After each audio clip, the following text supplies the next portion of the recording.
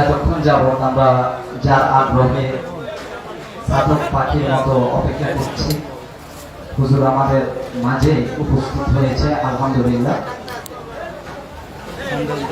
এই পর্যায়ে আপনাদের সামনে কোরআন এবং হাদিস থেকে মূল্যবান তাকরীর পেশ করবেন সম্মানিত সভাপতি আমিরে তাহরিকে খতমে নবুয়ত বাংলাদেশ আওলাদে রসুল সাল্লাল্লাহু আলাইহি ওয়াসাল্লাম শাইখুল হাদিস মুনাজির মিল্লাত আল্লামা মুফতি ডক্টর সৈয়দ মোহাম্মদ এনায়েতুল্লাহ আব্বাসী ওয়া সিদ্দিকী পীর সাহেব জৌনপুরী হুজুর। এখন আপনাদের সামনে আলোচনা পেশ করবেন মুফতি ডক্টর সৈয়দ মোহাম্মদ এনায়েতুল্লাহ আব্বাসী ওয়া সিদ্দিকী পীর সাহেব হুজুর। আমরা একটু তাকবীর জানাই। নারায়ে তাকবীর, নারায়ে রিসালাত। আব্বাসী হুজুর, আব্বাসী হুজুর, আব্বাসী মঞ্জিল জৌনপুরী দরবার শরীফ।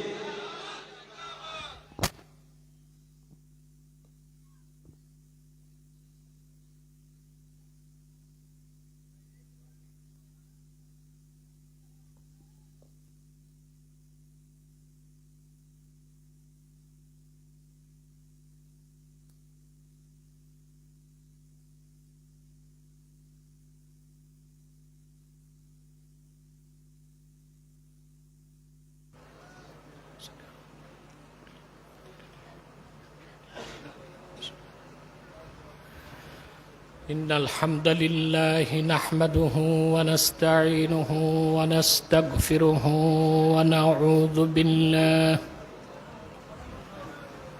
ونعوذ بالله من شرور أنفسنا ومن سيئات أعمالنا. من يهده الله فلا مضل له ومن يضلله فلا هادي له. ونشهد أن لا إله إلا الله وحده لا شريك له.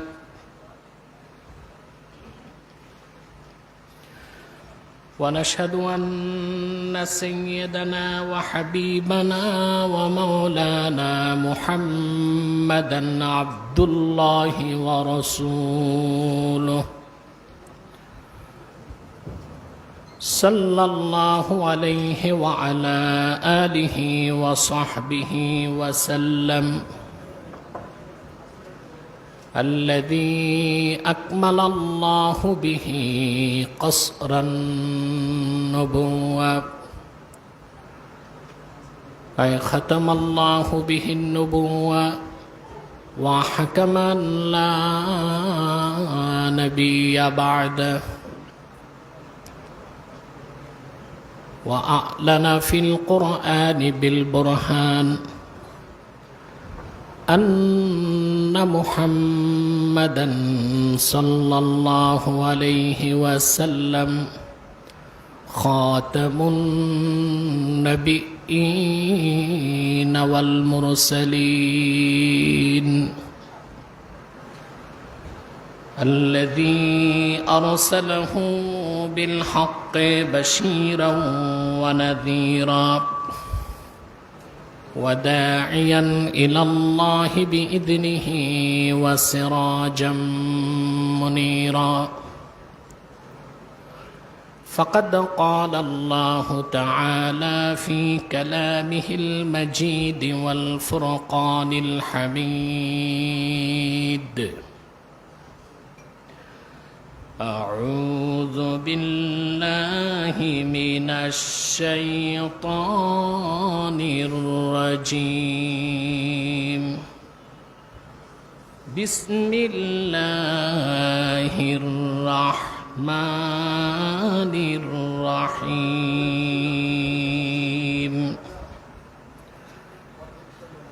والضحى والليل إذا سجى ما ودعك ربك وما قلى وللآخرة خير لك من الأولى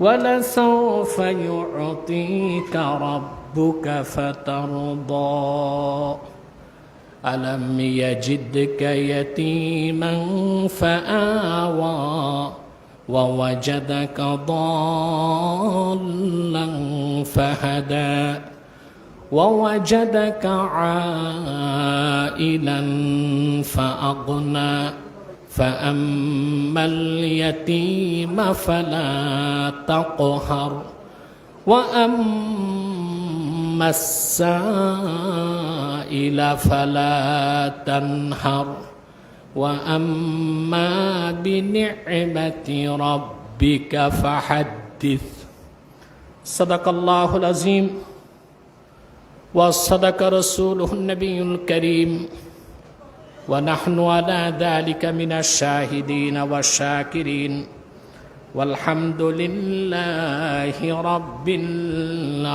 العالمين إن الله وملائكته يصلون على النبي يا أيها الذين آمنوا صلوا عليه وسلموا تسليما اللهم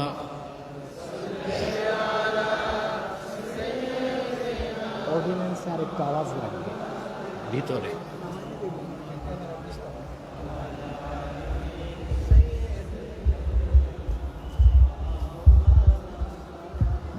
জবান খুলে পড়ুন আল্লাহুম্মা সাল্লি আলা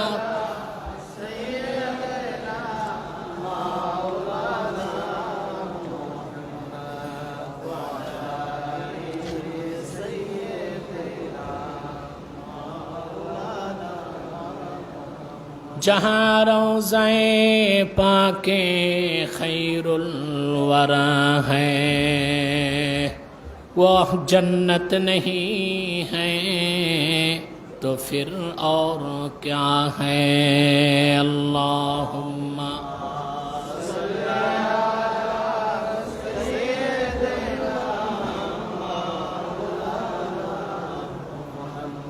वअला आली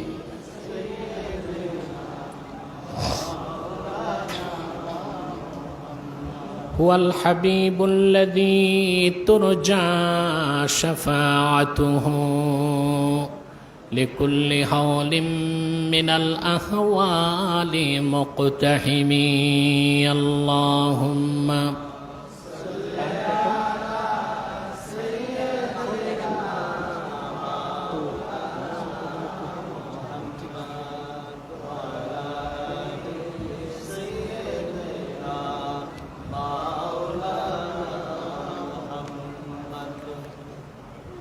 محمد رسول الله صلى الله عليه وسلم ختم الله به النبوة وحكما لا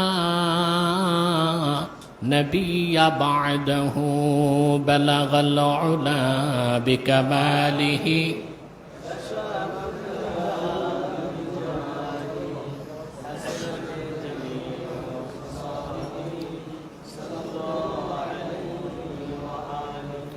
بلغ العلا بكماله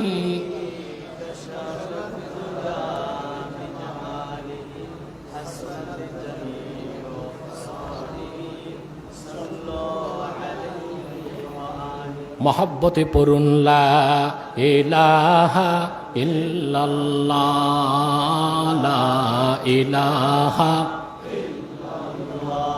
لا الہ الا اللہ لا الہ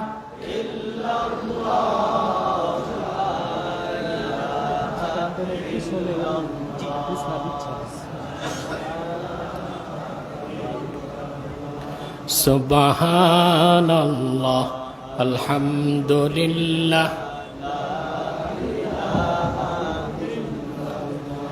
हस्बी रब्बी जल्लल्लाहु माफी कुल्बी नूर मोहम्मद सल्लल्लाहु ला इलाहा सुबहानल्लाह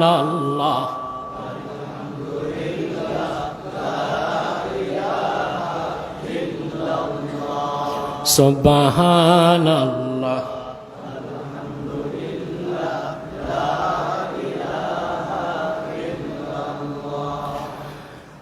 अल्लाह अल्लाह बोलो बंदे अल्लाह अल्लाह बोलो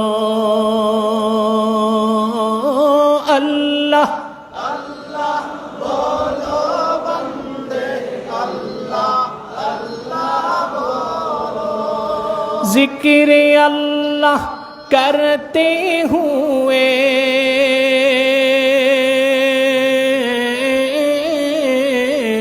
राहे जन्नत चलो ला इलाहा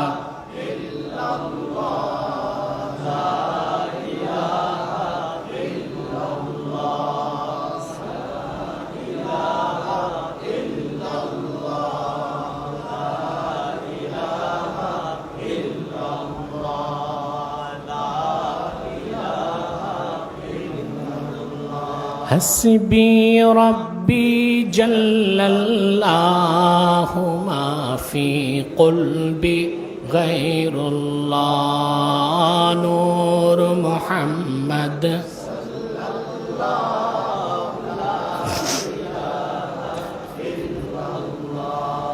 जिक्र खुदा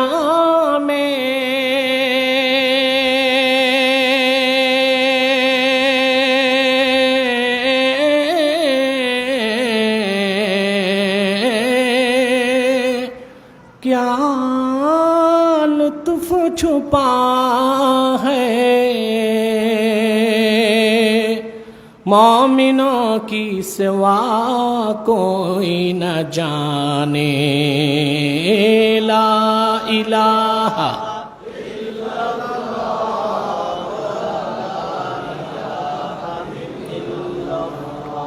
सुब्हानल्लाह अल्हम्दुलिल्लाह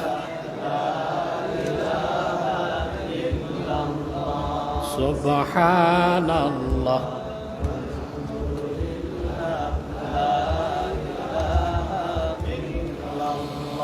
ला इलाहा इल्लल्लाह मुहम्मदुर रसूलुल्लाह सल्लल्लाहु अलैहि वसल्लम। पवित्र ईद मिलादुन नबी সাল্লাল্লাহু আলাইহি ওয়াসাল্লাম উপলক্ষে আয়োজিত আজকের আব্বাসী মঞ্জিল জনপুর দরবার শরীফের বাৎসরিক মাহফিলে যারা উপস্থিত হয়েছেন স্বতঃস্ফূর্তভাবে সদিচ্ছায় সানন্দে মনের আনন্দে রসুল করিম সাল্লাল্লাহু আলাইহি ওয়াসাল্লামের ভালোবাসায় হৃদয়কে ভরপুর করে আজকের এই মহতী মাহফিলে মুতাবাররাক মাহফিলে যারা উপস্থিত হয়েছেন তাদের সকলকে আমি অন্তরের অন্তঃস্থল থেকে জ্ঞাপন করছি মুবারক। সবটুকুন শুকরিয়া আল্লাহ সুবহানাহু ওয়া তাআলার জন্যে যিনি আমাদেরকে সর্বশ্রেষ্ঠ মাস রবিউল আউয়াল মাসের সবচেয়ে বরকতপূর্ণ শ্রেষ্ঠত্ব ও মর্যাদাপূর্ণ দিন 12 রবিউল আউয়ালের রাতে এখানে আসার ও বসার তৌফিক মেহেরবানি করে ভিক্ষা দান করেছেন। সেজন্য আমরা সকলেই একবার অবনত চিত্তে হৃদয়ের সবটুকুন শ্রদ্ধা এবং ভালোবাসাকে উজাড় করে সমবেত কণ্ঠে বলি আলহামদুলিল্লাহ। অগণিত অসংখ্য দরুদ ও সালাম আল্লাহর সৃষ্টির প্রধান আকর্ষণ, বিশ্বসভার সভাপতি, সকল নবী রাসূলগণের মাথার তাজ, শামসুল হিদায়াত, বদরুদ্দুজা, সৈয়দুস সাকালাইন, ইমামুল মুরসালিন, খাতামুন নবিয়্যিন আল মুরসালিন, আফতাবে নবুয়ত, শাহানশাহে রিসালত, সরকারে দো জাহাं, সুলতানুল মদিনা, নবীউল আম্বিয়া, হুজুরে আকরম, নূরে মুজস্সম,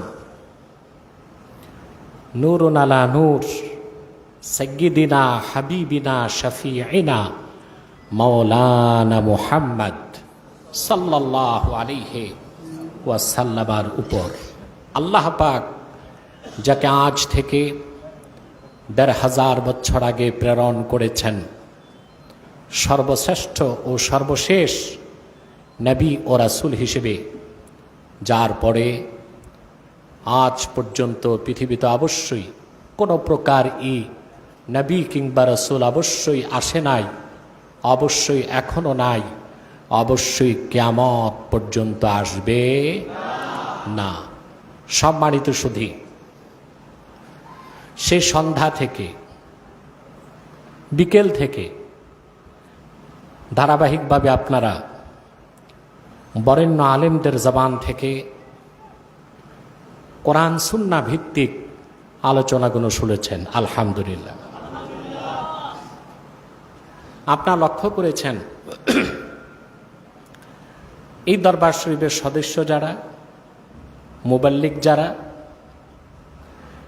তারা কেউ নুসুসে কোরআন, নুসুসে হাদিস, কোরআন করিম ও হাদিসের সুস্পষ্ট দলিল ছাড়া কোনো বক্তব্য রাখে নাই। এটা তো উপলব্ধি করতে পেরেছেন। আলহামদুলিল্লাহ বলবেন না? বাংলাদেশে বক্তা কত আছে এটার কোনো জরিপ নাই, তবে সরকার কোন এক জরিপে দেখেছে পীর আছে প্রায় ১,৯৮,০০০। তো বক্তার জরিপ হলে দেখা যাবে সংখ্যাটা কাছাকাছি পৌঁছে যেতে পারে। আর স্কলারের তো অভাব নাই। একটু ইনিয়ে বিনিয়ে রং ঢং করে কথা বলতে পারলেই স্কলার বলে, মোটিভেশনাল স্পিচ তিনি করেন। তবে স্কলারদের মধ্যে কেউ কেউ খুব ভালো কথা বলেন, আর অধিকাংশই স্কলারগুলো স্ক্রু ড্রাইভারের কাজ করে।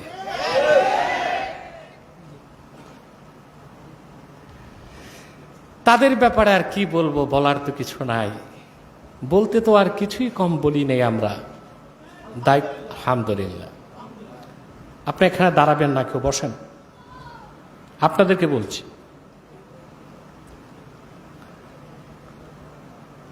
সম্মানিত সুধী, বছরে একবার বার্ষিক মাহফিলে আপনাদেরকে ডাকি কেন? অন্যান্য দরবারগুলো মানুষকে ডেকে নিয়ে যায়, মুরিদ বানায়, সালেক বানায়, আর আব্বাসে মঞ্জিল আশেক বানায়। কি বানায়? এটা কাজ। ইশক, ইশকের অর্থ কি? আল ইফরাতু ফিল মাহাব্বাহ, একদম চূড়ান্ত সীমার ভালোবাসাকে আরবিতে বলা হয় ইশক, আর ব্যক্তিকে বলা হয় আশেক। কি বলা হয়?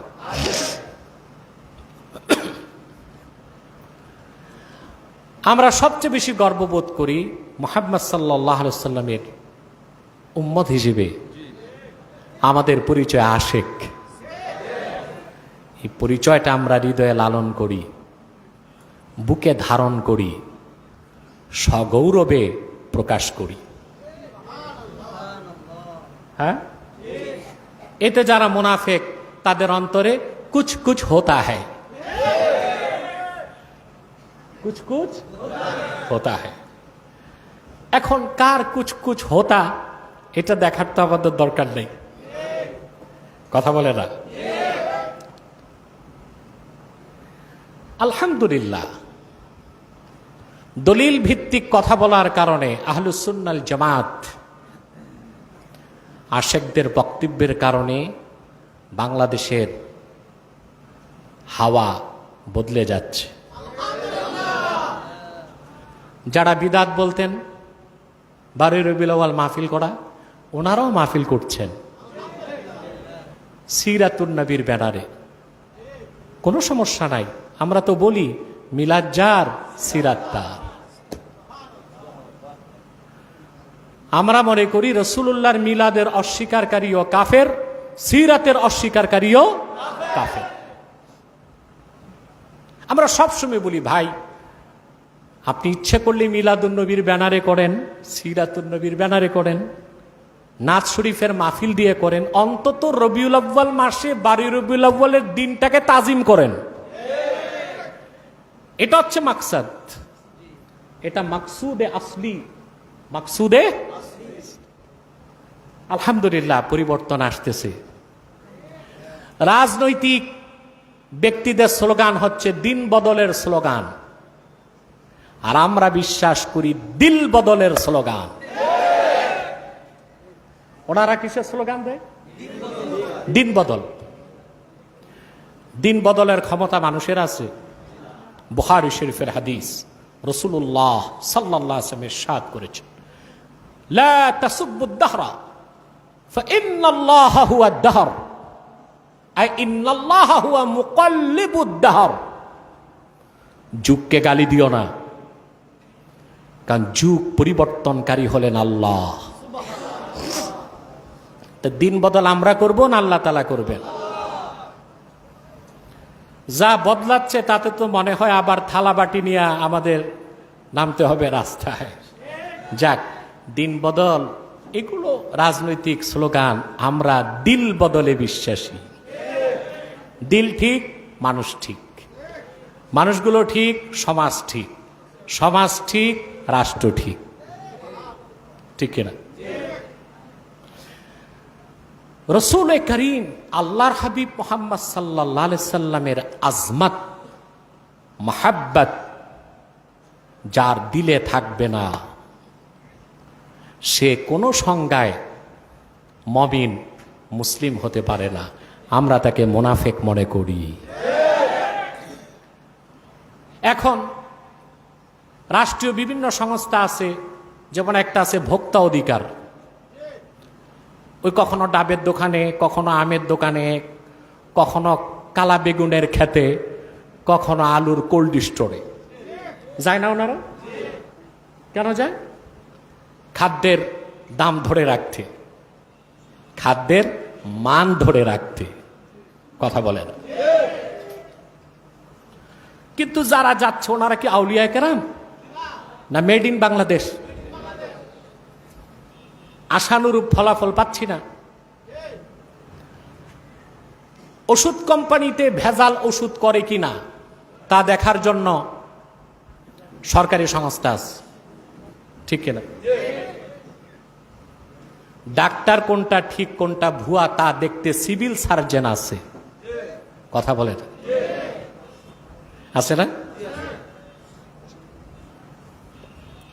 আব্বাসী মঞ্জুর জোনপুর দরবার শরীফের কাজ হচ্ছে যাদের অন্তরে নেফাক আছে বের করে অন্তরগুলো আজমতে রাসূল, রাসূলুল্লাহর আজমত ও মহব্বত দিয়ে ভরপুর করে দেওয়া।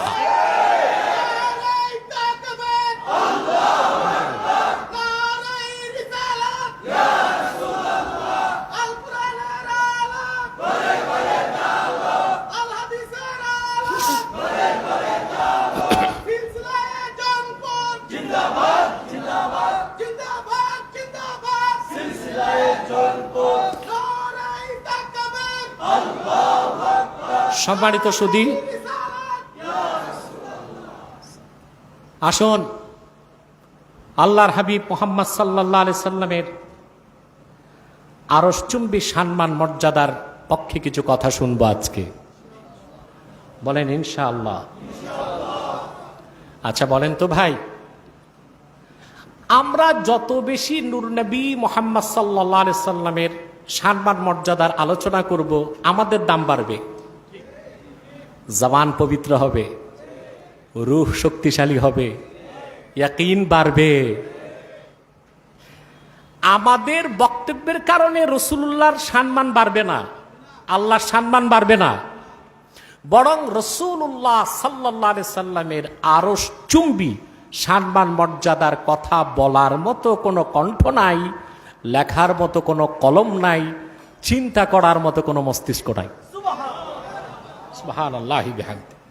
আল্লাহ তো এক কথাই বলে দিয়েছেন, ওয়া ইন্নাকা লাআলা খুলুকিন আযীম।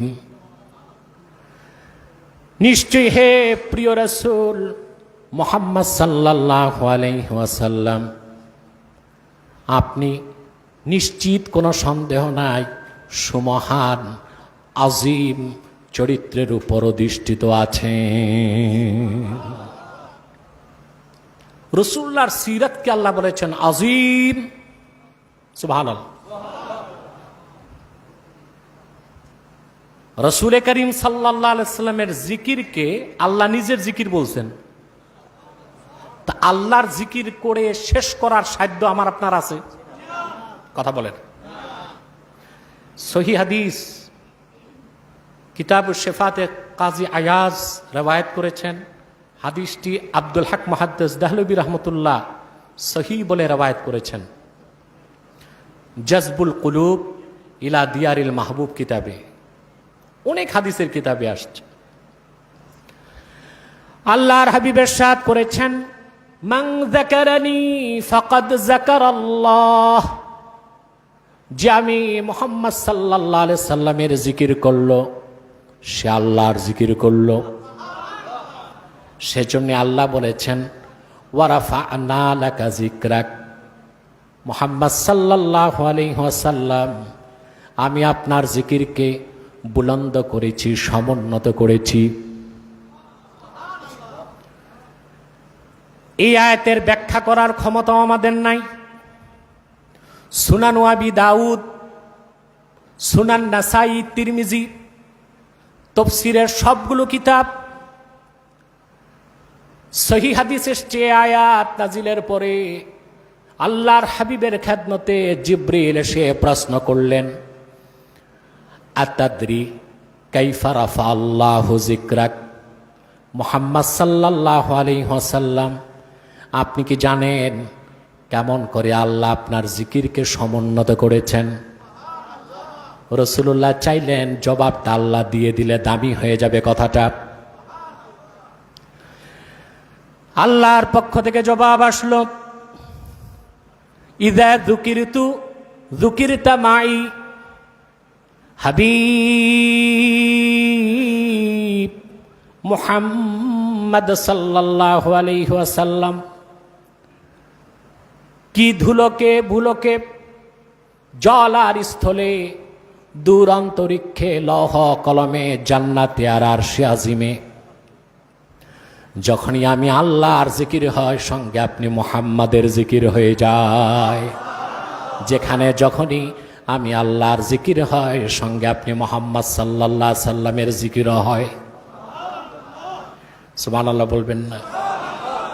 সেজন্য রাসূল করিম সাল্লাল্লাহু আলাইহি ওয়াসাল্লামের আজিমুশ শান আরশচুম্বী মর্যাদার কথা, সম্মানের কথা বলতে আমার নিজস্ব কোনো এখতিয়ার নাই। আল্লাহ যেভাবে তার হাবিবের প্রশংসা নিজে তার হাবিবের কাছে অবতীর্ণ কোরআনে করেছেন, সেখান থেকে করব। সেজন্য আমরা আজকে সূরাতুদ দোহা তেলাওয়াত করেছি। আমরা পড়তে পারবো ইনশাল্লাহ? সূরা দোহার উপর আমার খুব দীর্ঘ আলোচনা আছে, ঘন্টার পর ঘন্টা। আলহামদুলিল্লাহ আজকে সার অংশটা আপনাদেরকে শোনাবো। আর এই সূরা থেকে আকীদাগত, মাসলাকগত এবং সমাজ ও রাষ্ট্রে বসবাসের জন্য কিছু উপদেশ, মেসেজ আমরা গ্রহণ করব ইনশাআল্লাহ। পারবো না? পড়ুন। আউযু বিল্লাহি মিনাশ শাইতানির রাজীম। বিসমিল্লাহির রাহমানির রাহিম। ওয়াদ-দুহা والليل إذا سجى ما ودعك ربك وما قلى وللآخرة خير لك من الأولى ولسوف يعطيك ربك فترضى إلى آخر السورة صدق الله العظيم। পড়ুন صدق الله العظيم وصدق رسوله النبي الكريم ونحن على ذلك من الشاهدين والشاكرين والحمد لله رب العالمين। স্টেজে তো আওয়াজ লাগবে, একটু স্টেজে আওয়াজ লাগবে। আল্লাহ সুবহানাহু ওয়া তাআলা সূরাতুদ দুহাতে কসম করলেন। কি করলেন? আল্লাহর কি কসমের দরকার ছিল? কেন করলেন? বান্দার অধিক মনোযোগ আকর্ষণ করার জন্য, ঠিক কিনা?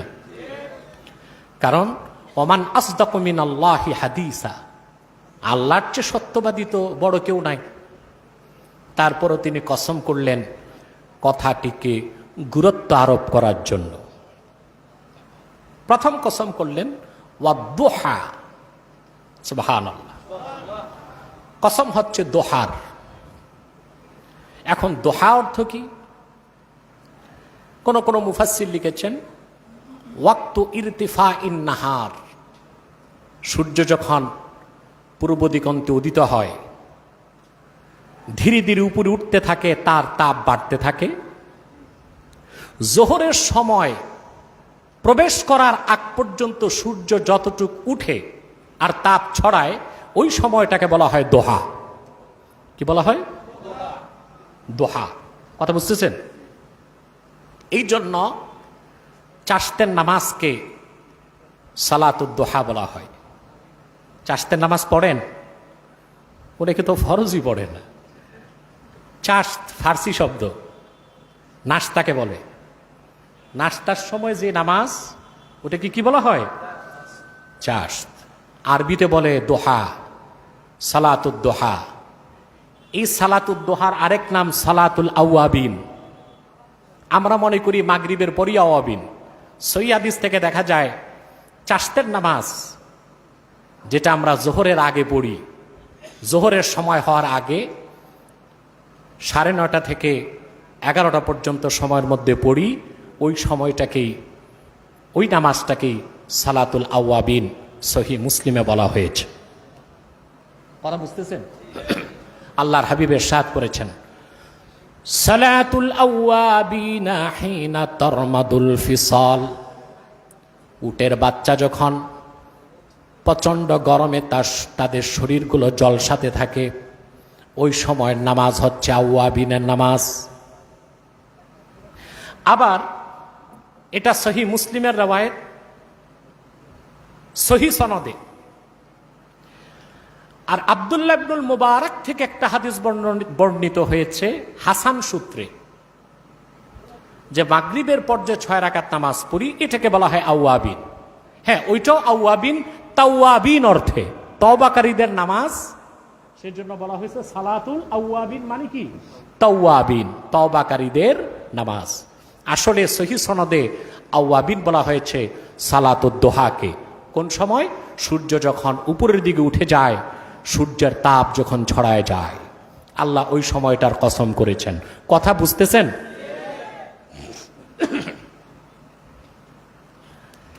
এরপরে আল্লাহ বললেন দিনের প্রথম অংশের যে সময়, সেই সময়ের কসম ওয়াল্লাইলি ইযা সাজা, আই ওয়াল্লাইলি ইযা সাজা আই গাত্তা কুল্লা শাইইন বিযলাম। অন্ধকার, সেই রাতের কসম যে রাত অন্ধকারের চাদর দিয়ে সবকিছু ঢেকে দেয়। এটা হলো মুফাসসিরদের তাফসীর। কিন্তু আমি 12 থেকে 14টি তাফসীর পড়ার পরে দেখলাম আরো কিছু মত আছে অত্যন্ত গ্রহণযোগ্য। সেটা কি? মাহমুদ আলুসি রহমতুল্লাহ রুহুল মানিতে লিখেছেন যে ওয়াদ-দোহা, এই দোহা অর্থ কি? ওয়াল্লাইলি ইযা সাজা, সাজার অর্থ কি?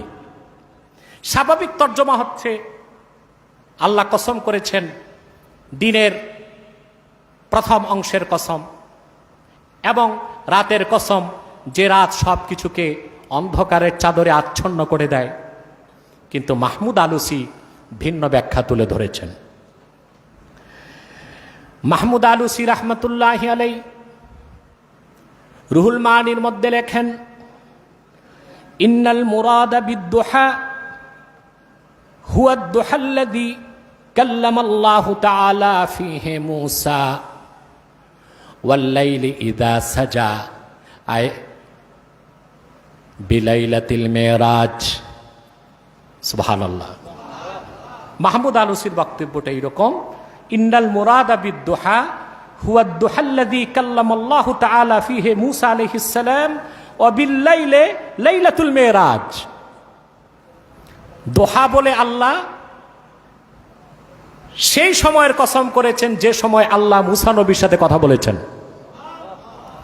ওয়াল-লাইলি ইযা সাজা বলে সেই রাতের কসম করেছেন যে রাতে রাহমাতুল লিল আলামিন আল্লাহর কাছে মেরাজে গিয়েছেন।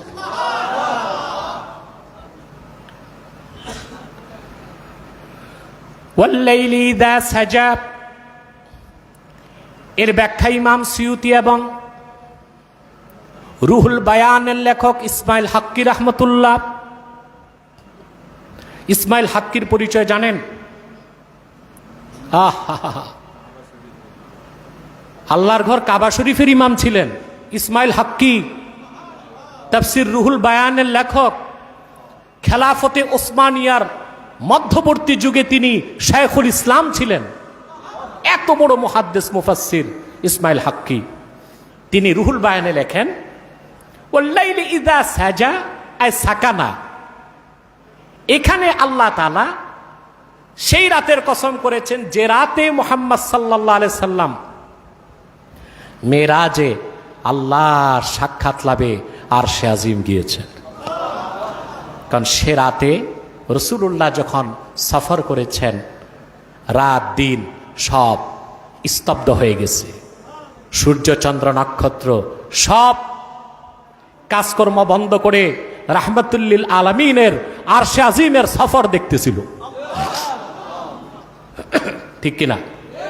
সেজন্য হাফেজ ইবনু তাইমিয়া বলেছেন, ইবনু তাইমিয়ার কিতাবে তার মতটা আছে, আমি রেওয়ায়েত বিল মানা করতেছি।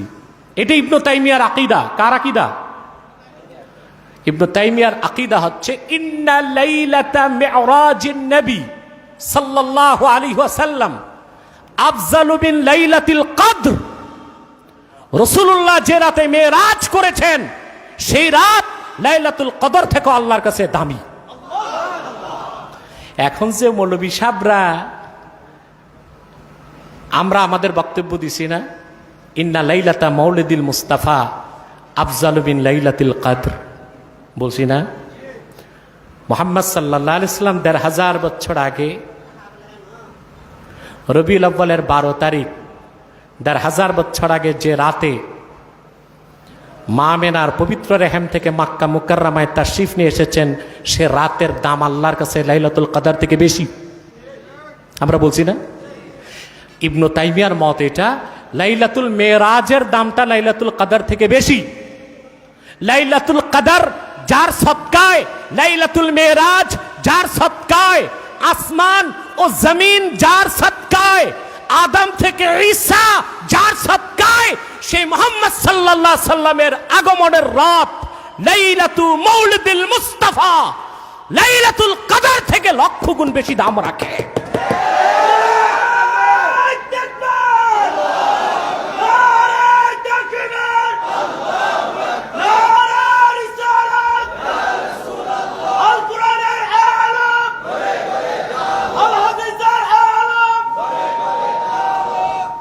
সম্মানিত সুধী, তো মৌলভী সাহেব কিছু বলে, আমি আবেগে কথা বলি। আমাদেরটা আবেগ আছে, বিবেক আছে, দলিল আছে। তোমাদেরটাতে একটাও নাই, আবেগও নাই, বিবেকও নাই, দলিলও নাই। চালান যে কম, ওই যে শাইখের কাছে যতটুক নোট করছে ওর বাইরে তো এলেম নাই। আর এই মৌলভীগুলোর অধিকাংশেরই দৌড় হচ্ছে, এরা হচ্ছে মাক্তাবা শামেলা মৌলভী, মূল কিতাব কমই ধরতে পারে, শামেলা ঘেটে কিছু বুঝে কিছু বুঝে না, ফতোয়া দিয়া মানুষকে বিভ্রান্ত করে, ঠিক কিনা? তাইলে দোহা বলতে আল্লাহ দিনের যে প্রথমাংশ সেই সময়ের কসম করেছেন, ও লাইলি ইদা সাজা বলে মেরাজের রাতের কসম করেছেন। মুফাসসিরদের মধ্যে যারা আহলুত তাসাব্বুফ মারিফতপন্থী, তাদের ব্যাখ্যা আরো ঊর্ধ্বে। মুফাসসিরদের মধ্যে যারা ইরফান লাভ করেছেন তারা বলতে চায় ওয়াদ-দুহা বলে আল্লাহ মূলত সকালের সূর্য যখন পূব আকাশে উদিত হয়ে পূর্ব দিগন্তকে উজ্জ্বল করে দেয়, তারপর যখন সূর্য উপরে উঠে পুরা জাহানটা উজ্জ্বল হয়ে যায়, ওই সময়টাকে আল্লাহ দোহা বলেন নাই, বরং নূর নবীজি মুহাম্মদ সাল্লাল্লাহু আলাইহি সাল্লামের চেহারা মোবারকের নূরকে আল্লাহ দোহা বলেছেন। সুবহানাল্লাহ। ওয়াল্লাইলি ইযা সাজা বলে রাতের কসম করেছেন, সেটা দিয়ে আল্লাহ তার হাবিবের চুল মোবারকের কসম করেছেন। সুবহানাল্লাহ।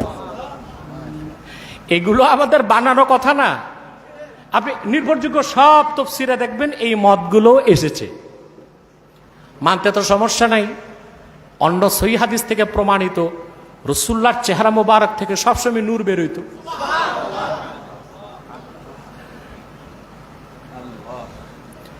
শামাইল তিরমিজি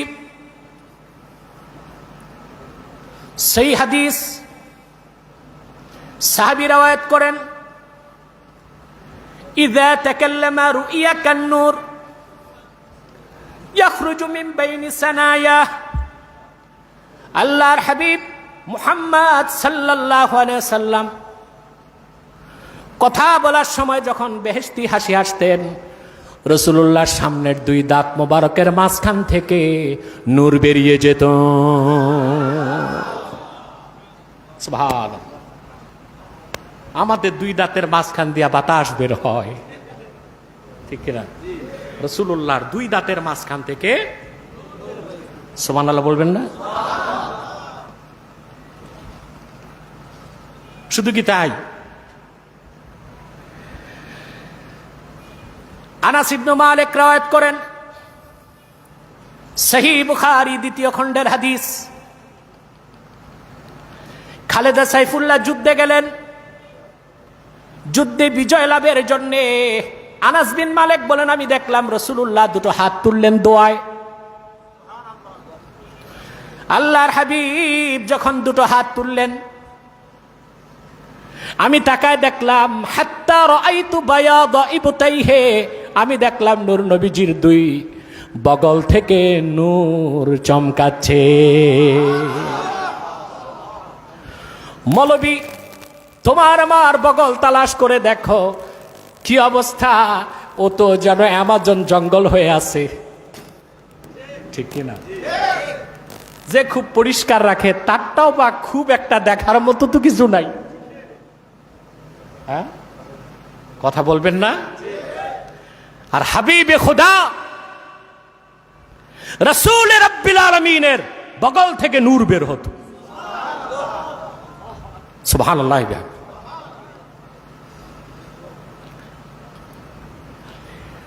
সাহাবী রওয়ায়াত করেন, হযরতে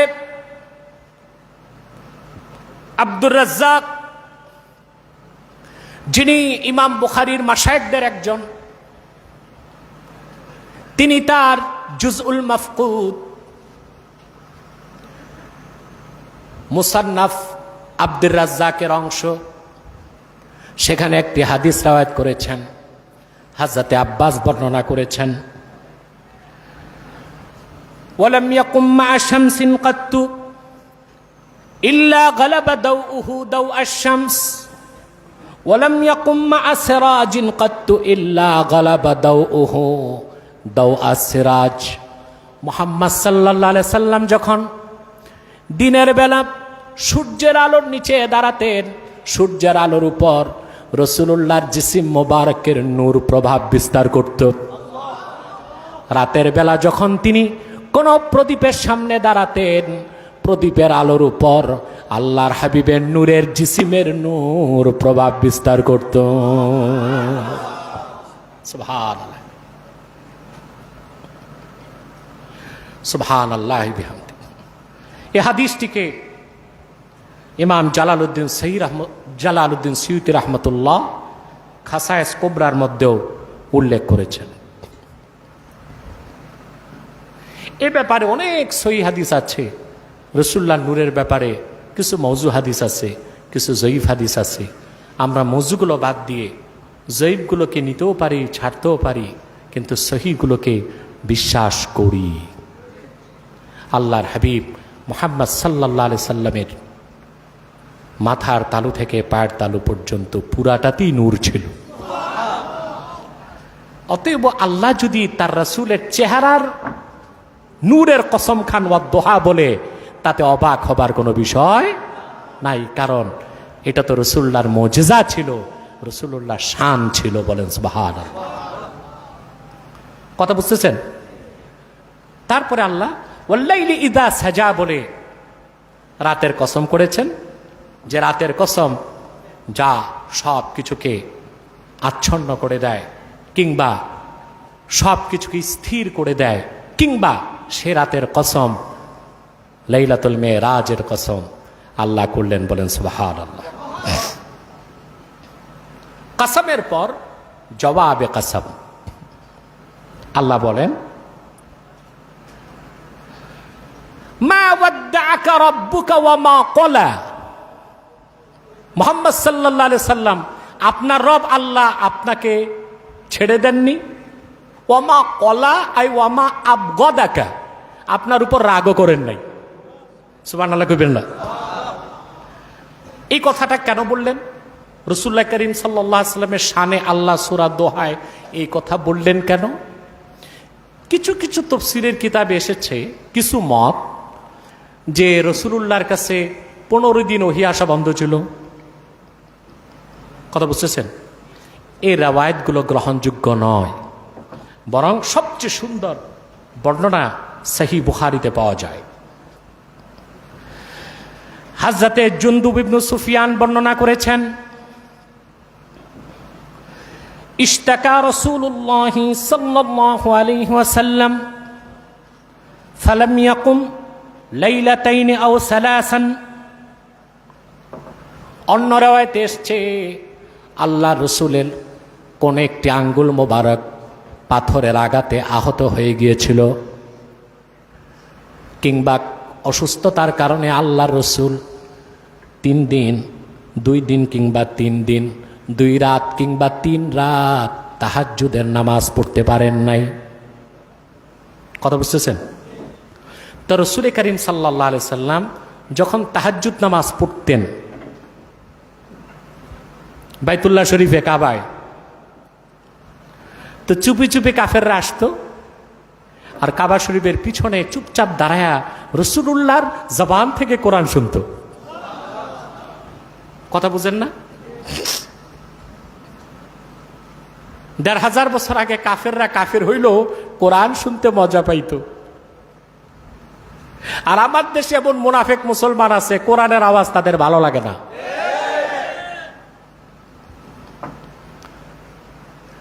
বুঝেন নাই? 1500 বছর আগে আবু জাহাল আবু লাহাব, ইসলাম গ্রহণের আগে আবু সুফিয়ান, বুঝলেন, আবু লাহাবের স্ত্রী উম্মে জামিল, তারা সব নারী পুরুষ কুরাইশদের শিক্ষিতা, যারা শিক্ষিতা, হায়ার এডুকেটেড, ওরা অপেক্ষায় থাকতো মুহাম্মদ সাল্লাল্লাহু আলাইহি ওয়াসাল্লাম কখন কাবা শরীফে নামাজ পড়তে আসবেন। আল্লাহু আকবার। কেন? হুজুর নামাজ পড়বেন, ওরা কোরআন শুনবে।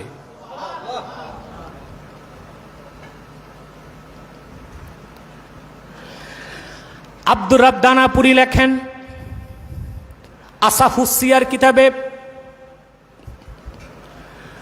নবীজি মুহাম্মদ সাল্লাল্লাহু আলাইহি ওয়াসাল্লাম আল্লাহর ঘর কাবা শরীফে যখন নামাজ পড়তেন, রাসূলুল্লাহ নূরের জবান থেকে কোরআনের তেলাওয়াত শুনতে সারা রাত জেগে জেগে কাবার চত্বরে চুপি চুপি বসে থাকতো আবু জাহাল, আবু লাহাব, হেন্দা এবং উম্মে জামিল এবং আরো কাফেরেরা।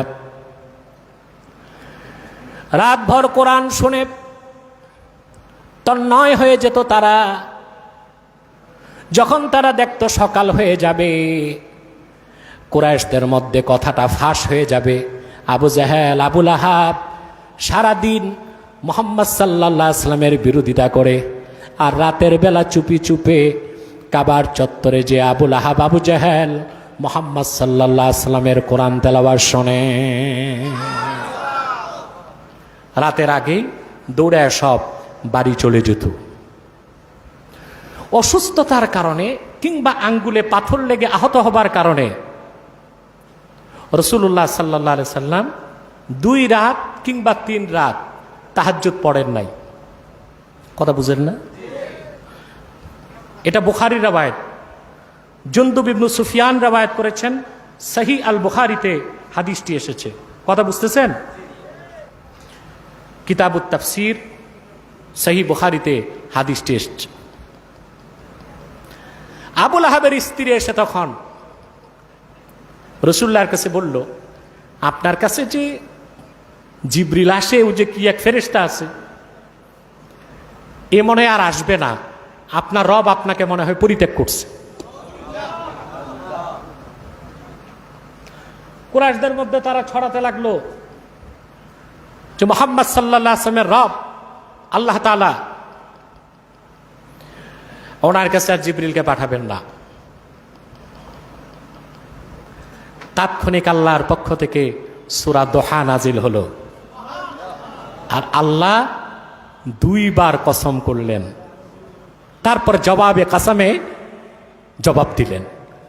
ওয়াদ-দুহা পড়েন, ওয়াদ-দুহা ওয়াল-লাইলি ইযা সাজা মা ওয়াদ্দাআকা রাব্বুকা ওয়া মা ক্বালা।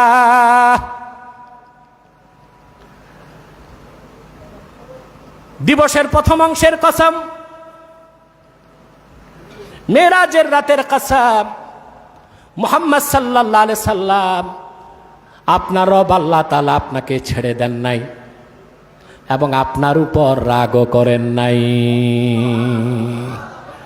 তারপর আল্লাহ বলে দিলেন, ওয়ালাল আখিরাতু খায়রুল লাকা মিনাল উলা। মুহাম্মদ সাল্লাল্লাহু আলাইহি সাল্লাম, এই পৃথিবীতে আল্লাহ তাআলা আপনাকে যে শান, মান, মর্যাদা, নেয়ামত দিয়েছেন, তার চেয়ে অনেক বেশি উত্তম আল্লাহ আপনার জন্য আখিরাতে রেখেছেন। পৃথিবীতে আল্লাহ তাআলা তার হাবিব মুহাম্মদ সাল্লাল্লাহু আলাইহি ওয়াসাল্লামকে কিরকম সম্মান দিয়েছেন, মর্যাদা দিয়েছেন। পৃথিবীর সমস্ত পূর্বের 1 লক্ষের উপর নবী রাসূলের নেয়ামত, সম্মান, মর্যাদা একদিক করলেও এককভাবে রাসূলুল্লাহকে আল্লাহ যা দিয়েছেন তার সমান হবে না।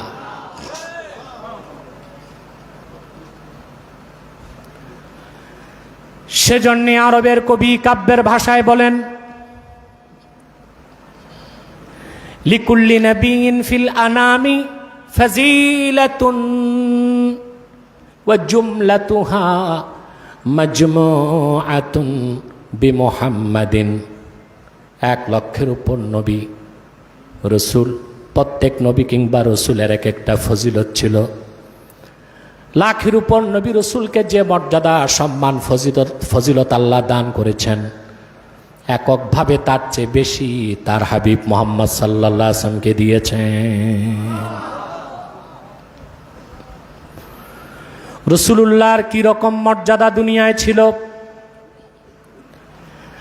আদম থেকে শুরু হলো দিন প্রচারের কাজ। 1 লক্ষের উপর নবী, হাজার হাজার বছর দিনের দাওয়াত দিলেন, দিন পরিপূর্ণ হয় নাই। কিন্তু আখিরি নবী মুহাম্মদ সাল্লাল্লাহু আলাইহি ওয়াসাল্লাম 1500 বছর আগে মাত্র 23 বছর দিনের দাওয়াত দিয়েছেন। আল্লাহ তাআলা বিদায় হজ্জের দিন প্রায় 23 বছর দিনের দাওয়াত হয়ে যাবার পরে আল্লাহর হাবিব যখন বিদায় হজ্জে আরাফার ময়দানে উপস্থিত হলেন, আসর নামাজের শেষ সময়, মাগরিব নামাজের কিছু আগে, আল্লাহর হাবিবের সামনে 1 লক্ষের উপর সাহাবী বসে দাঁড়িয়েছিলেন। আল্লাহ ওহী নাজিল করে শোনায় দিলেন, আল-ইয়াওমা আকমালতু লাকুম দীনাকুম ওয়া আতমামতু আলাইকুম নি'মাতি ওয়া রাদিতু লাকুমুল ইসলাম দীনা। পৃথিবীর মানুষ, লাখের উপর নবী, হাজার হাজার বছর দিনের দাওয়াত দিয়েছেন, দিন পরিপূর্ণ হয় নাই। কিন্তু মুহাম্মদ সাল্লাল্লাহু আলাইহি সাল্লামের রক্ত ঝরা দিন ইসলামকে আমি আজকে তোমাদের জন্য পরিপূর্ণ করে দিলাম। তোমাদের উপর আমার নেয়ামতকে পরিসমাপ্ত করলাম। আর আমার নবী মুহাম্মদ সাল্লাল্লাহু আলাইহি ওয়াসাল্লামের দিন ইসলামকে কিয়ামত পর্যন্ত আমি জীবন বিধান দিন হিসেবে স্বীকৃতি দিলাম। রাসূলুল্লাহর মর্যাদা বলে শেষ করা যাবে না। পূর্বের নবীরা আসতেন এক একটা অঞ্চলের জন্য, এক একটা জাতির জন্য। সুবহানাল্লাহ, আমার রসুল এসেছেন গোটা বিশ্ববাসীর জন্য। আল্লাহ তার হাবিবের শানে বলেন, ইন্নামা আনতা মুনদির ওয়া লিকুল্লি কওমিন হাদ। হাবিব মুহাম্মদ সাল্লাল্লাহু আলাইহি ওয়াসাল্লাম, নিশ্চয় আপনি সতর্ককারী এবং পৃথিবীর সকল জাতি সম্প্রদায়, বর্ণ এবং গোত্রের গোটা মানব জাতির জন্যে হেদায়েতের বাণী নিয়ে এসেছেন। পূর্বের নবীরা ছিলেন আঞ্চলিক নবী, আর রাসূলুল্লাহ 1500 বছর আগে এসেছেন, তিনি গোটা কুল কায়নাতের নবী। আল্লাহ সুবহানাহু ওয়া তাআলা তার হাবিব মুহাম্মদ সাল্লাল্লাহু আলাইহি ওয়াসাল্লামের জন্য গোটা পৃথিবীকে মুহাম্মদ সাল্লাল্লাহু আলাইহি ওয়াসাল্লামের উম্মতের মালিকানায় সুপর্দ করে দিয়েছেন। বুখারী শরীফ কিতাবুল ওয়াহিতে হাদিস এসছে, রাসূলুল্লাহ সাল্লাল্লাহু আলাইহি ওয়াসাল্লাম যখন রোম সম্রাট হেরাকল, নাম শুনছেন না? হ্যাঁ, দুইটা এরাব, কেউ বলেছেন হেরাকিল, শুদ্ধ হচ্ছে হেরাকলা। হেরাকলা আমরা একটু সহজ করে বলি বাদশাহ হেরাক্লিয়াস, ইতিহাসে এই নামও আসছে। বুঝতেছে? আপনারা তো কঠিনটা বুঝবেন না, সহজটাই বললাম। সে ছিল রোম সম্রাট। রাসূলুল্লাহ সাল্লাল্লাহু আলাইহি ওয়াসাল্লাম যখন তার কাছে দিনের দাওয়াত দিয়ে পত্র পাঠালেন, বুঝলেন, চিঠিতে লিখিয়েছিলেন রাসূলুল্লাহ সাল্লাল্লাহু আলাইহি ওয়াসাল্লাম, মিন মুহাম্মাদিন রাসূলিল্লাহি সাল্লাল্লাহু আলাইহি ওয়াসাল্লাম ইলা আযীমির রোম। আল্লাহ রসুল মুহাম্মদ সাল্লাল্লাহু আলাইহি ওয়াসাল্লামের পক্ষ থেকে পত্রখানি রোমের যিনি দায়িত্বশীল, কর্তৃত্বশীল, সম্ভ্রান্ত ব্যক্তি, তার কাছে রোমের বাদশাকে মালিকির রোম লেখা হয় নাই, আজিমির রোম লেখা হয়েছে। বদরুদ্দিন আইনি উমদাতুল কারিতে তার জবাব দিয়েছেন। সারাটা পৃথিবীর রাজত্ব আল্লাহ তার হাবিব মুহাম্মদ সাল্লাল্লাহু আলাইহি সাল্লাম এবং উম্মতে মুহাম্মদীর জন্য বরাদ্দ রেখেছেন। মুহাম্মদ সাল্লাল্লাহু আলাইহি সাল্লামের উম্মত হচ্ছে এই ভূপৃষ্ঠের বৈধ প্রোপাইটার, মালিক। এই পৃথিবীর প্রকৃত বৈধ শাসক হচ্ছে উম্মতে মুহাম্মদী। কাফের মুশরিকরা হচ্ছে জবরদখলকারী। কারণ আল্লাহর হাবিবের সাথ করেছেন, বুখারীতে এসেছে, ওয়াজুইলাত লিয়াল আরদু কুল্লুহা মাসজিদাও ওয়া তাহুরা। সারাটি পৃথিবী আল্লাহ তাআলা আমি মুহাম্মদ সাল্লাল্লাহু আলাইহি সাল্লামের জন্যে মসজিদ বানায় দিয়েছেন, পবিত্রতা অর্জনের মাধ্যম করে দিয়েছেন। এই হাদিসের ব্যাখ্যা এসেছে এই সারাটি পৃথিবী কাফের মুশরিকের কোনো মালিকানা নাই। এই সারাটা পৃথিবীর মালিকানা আল্লাহ তার হাবিব মুহাম্মদ সাল্লাল্লাহু আলাইহি সাল্লামের সদকায় উম্মতে মুহাম্মাদীকে দান করেছেন। সুবহানাল্লাহ। কাফের মুশরিকরা কি কথা বলে না? জবরদখলকারী। সেজন্য ১৫০০ বছর আগে রাসূলুল্লাহর পক্ষ থেকে যখন চিঠি গেল, মালিকের রোম লেখা হয় নাই, আজিমের রোম লেখা হয়েছে। রাসূলুল্লাহর ফজিলত কি পরিমাণ আল্লাহ দুনিয়ায় দিচ্ছে তাকে ভাষায় প্রকাশ করে শেষ করা যাবে? কথা বলেন। আমার ভাইয়েরা, লক্ষ্য করে দেখেন কত বেশি ফজিলত আল্লাহ তার রাসূলকে দুনিয়ায় দিয়েছেন। আল্লাহ তাআলা তার আখিরি নবী, নবীগণের মাথার তাজ মুহাম্মদ সাল্লাল্লাহু আলাইহি সাল্লামের ব্যাপারে ওনার উপর অবতীর্ণ কোরআনে স্পষ্ট ঘোষণা করে দিয়েছেন, মা কানা মুহাম্মাদুন আবা আহাদিম মির রিজালিকুম ওয়ালাকির রাসূলুল্লাহি ওয়া খাতামান নবিয়্যিন। মুহাম্মদ সাল্লাল্লাহু আলাইহি ওয়াসাল্লাম তোমাদের কোনো প্রাপ্তবয়স্ক পুরুষের পিতা নন, বরং তিনি আল্লাহর সর্বশ্রেষ্ঠ সর্বশেষ নবী ও রাসূল। ওনাকে প্রেরণ করে ১৫০০ বছর আগে আল্লাহ তাআলা নবুয়ত রিসালাতের দরজাকে চিরতরে বন্ধ করে দিয়েছেন। ওনার পরে আজ পর্যন্ত কোনো প্রকার নবী কিংবা রাসূল অবশ্যই আসে নাই, অবশ্যই এখনো নাই, অবশ্যই কিয়ামত পর্যন্ত আসবে না।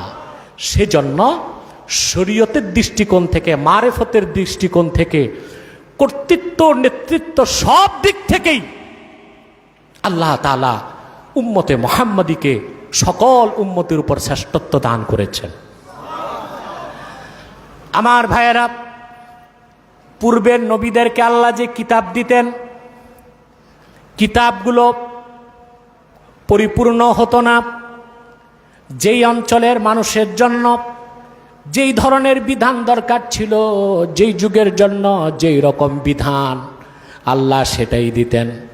কিন্তু ১৫০০ বছর আগে মুহাম্মদ সাল্লাল্লাহু আলাইহি সাল্লামের উপর অবতীর্ণ কোরআন, যা মুহাম্মদ সাল্লাল্লাহু আলাইহি সাল্লামের শ্রেষ্ঠ মুজিজা, সে কোরআনকে আল্লাহ বলেছেন তিবিয়ানাল লিকুল্লি শাই। কিয়ামত পর্যন্ত মানুষ সব কিছুর সমাধান কোরআন থেকে নেবে। তবে হাদিস বাদ দিয়া না বুঝিতে একদল গোমরা হয়ে গেছে আহলে কোরআন দাবিদার। এগুলোরে আলহামদুলিল্লাহ সাইজ করা হয়েছে। ওই বিষয় কিছুটা বলে দিব শেষে ইনশাআল্লাহ। এদেরকে আহলে কোরআন বলা যাবে না, বুঝলেন? এর এক কথা, এরা আহলুশ শয়তান। এরা কি? কারণ রাসূলুল্লাহর হাদিসকে যারা অবিশ্বাস করে তাদেরকে আমরা মুসলিম বলতে পারি না। এইভাবে আল্লাহ বললেন ওয়ালাল আখিরাতু খায়রুল লাকা মিনাল উলা। সুবহানাল্লাহ।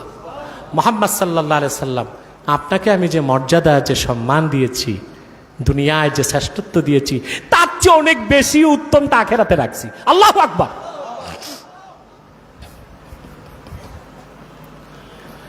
আল্লাহ তাআলা তার হাবিবকে কত নেয়ামত দিয়েছেন আমি আর বলবো না, আল্লাহর ভাষায় শোনায় দিচ্ছি।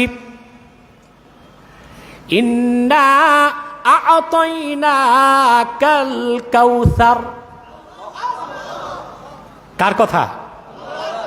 এই কাউসার মানে শুধু হাউজে কাউসার না, কাসীরুন নি'মা, কাসীরুল খায়র।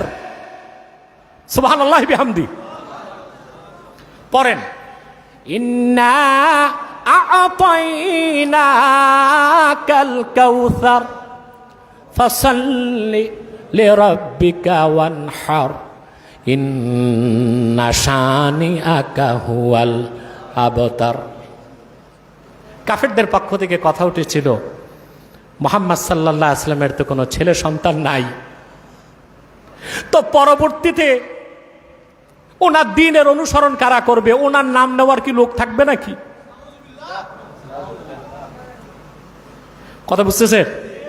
এই ব্যাপারে আমার স্বতন্ত্র আলোচনা আছে সূরা কাউসারে, শুনবেন। আজকে সূরা দোহা বুঝাতে যতটুকু দরকার ততটুকু বলছি।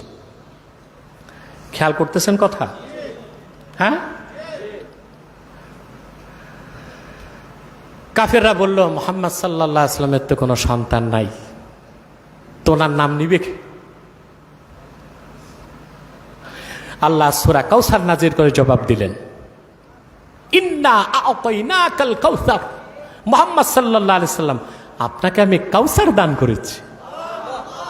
যত সম্মান, যত মর্যাদা, যত কল্যাণ, যত ফজিলত, শ্রেষ্ঠত্ব, মাহাত্ম্য সব কিছু আমি আল্লাহ আপনাকে দান করেছি। আপনি আপনার রবের জন্য নামাজ পড়ুন, কুরবানি করুন। যারা বলে আপনার সন্তান নাই, আপনার নাম কে নিবে? তারাই তো নির্বংশ, তাদের কোনো নাম থাকবে না।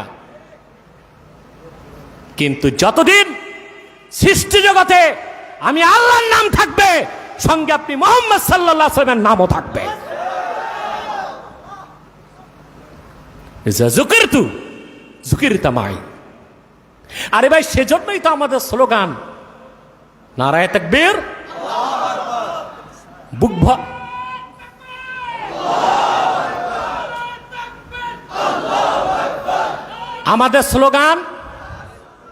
আমাদের স্লোগান এইভাবে দিতে হবে যেন আওয়াজটা আল্লাহর আরশ আজিম পর্যন্ত যে কবুল হয়। নারায়ে তাকবীর, নারায়ে রিসালাহ সাল্লাল্লাহু আলাইহি ওয়াসাল্লাম। ইজা যুকিরতু যুকিরতা মাই। যতদিন পূর্বাকাশে সূর্য দিতে হবে, পশ্চিমে অস্ত যাবে, নদী আর সমুদ্রে জোয়ার ভাটা হবে, সকাল সন্ধ্যায় পাখি কিচিরমিচির করবে,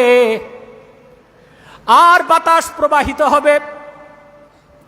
যতদিন আকাশ জমিন থাকবে, ততদিন আমার আল্লাহর নাম উচ্চারণ করার লোক থাকবে, সঙ্গে আল্লাহ রসুলের নাম উচ্চারণ করা হবে।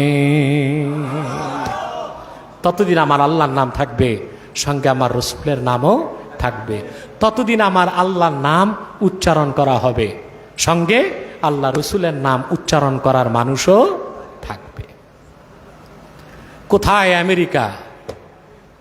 হ্যাঁ, 7 সমুদ্র পাড়ি দিয়া নিউ ইয়র্ক শহরে এখন মসজিদে প্রকাশ্যে আজান দেওয়ার অনুমতি আমেরিকা সরকার দিতে বাধ্য হয়েছে। এইটা আদরে সাদরে দেয় নাই, বাধ্য হয়েছে। মার্কিন যুক্তরাষ্ট্র বুঝতে পেরেছে আরব বিশ্ব থেকে সে বিতাড়িত, মধ্য এশিয়াতে সে পরাজিত। সারা দুনিয়ায় তার মোরলগিরি টিকা রাখতে উম্মতে মুহাম্মাদির কদমে আসতে হবে।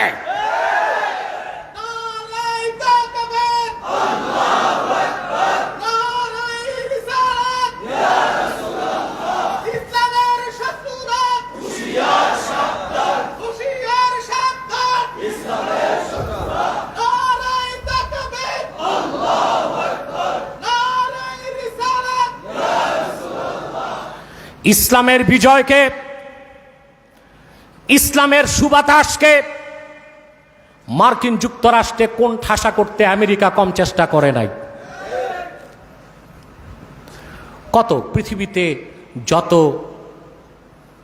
মুসলমানের রক্তে মার্কিন প্রেসিডেন্টদের হাত রক্তাক্ত হয়েছে পৃথিবীর ইতিহাসে অন্য কারো দ্বারা এইরকম কলঙ্কিত ইতিহাস পাওয়া যায় না। যে আমেরিকা ওয়ার এগেইনস্ট টেরোরিজম, সন্ত্রাসের বিরুদ্ধে যুদ্ধের ঘোষণা দিয়ে ইতিহাস ঐতিহ্যের লালন ভূমি আব্দুল কাদের জিলানীর পুণ্যভূমি ইরাকে বাগদাদে হামলা করে লক্ষ লক্ষ মুসলমানকে নির্মমভাবে হত্যা করেছে, লিবিয়ার মতো একটা সমৃদ্ধ দেশকে তছনছ করে দিয়েছে, সিরিয়ার মতো 3000 বছরের ইতিহাস ঐতিহ্যের লালন ভূমিকে একটি যুদ্ধক্ষেত্র বানিয়েছে, আফগানিস্তানে 34 বছরে লক্ষ লক্ষ মুসলমানকে হত্যা করেছে। তারা কোনদিন ইসলাম ও মুসলমানের বন্ধু হতে পারে না।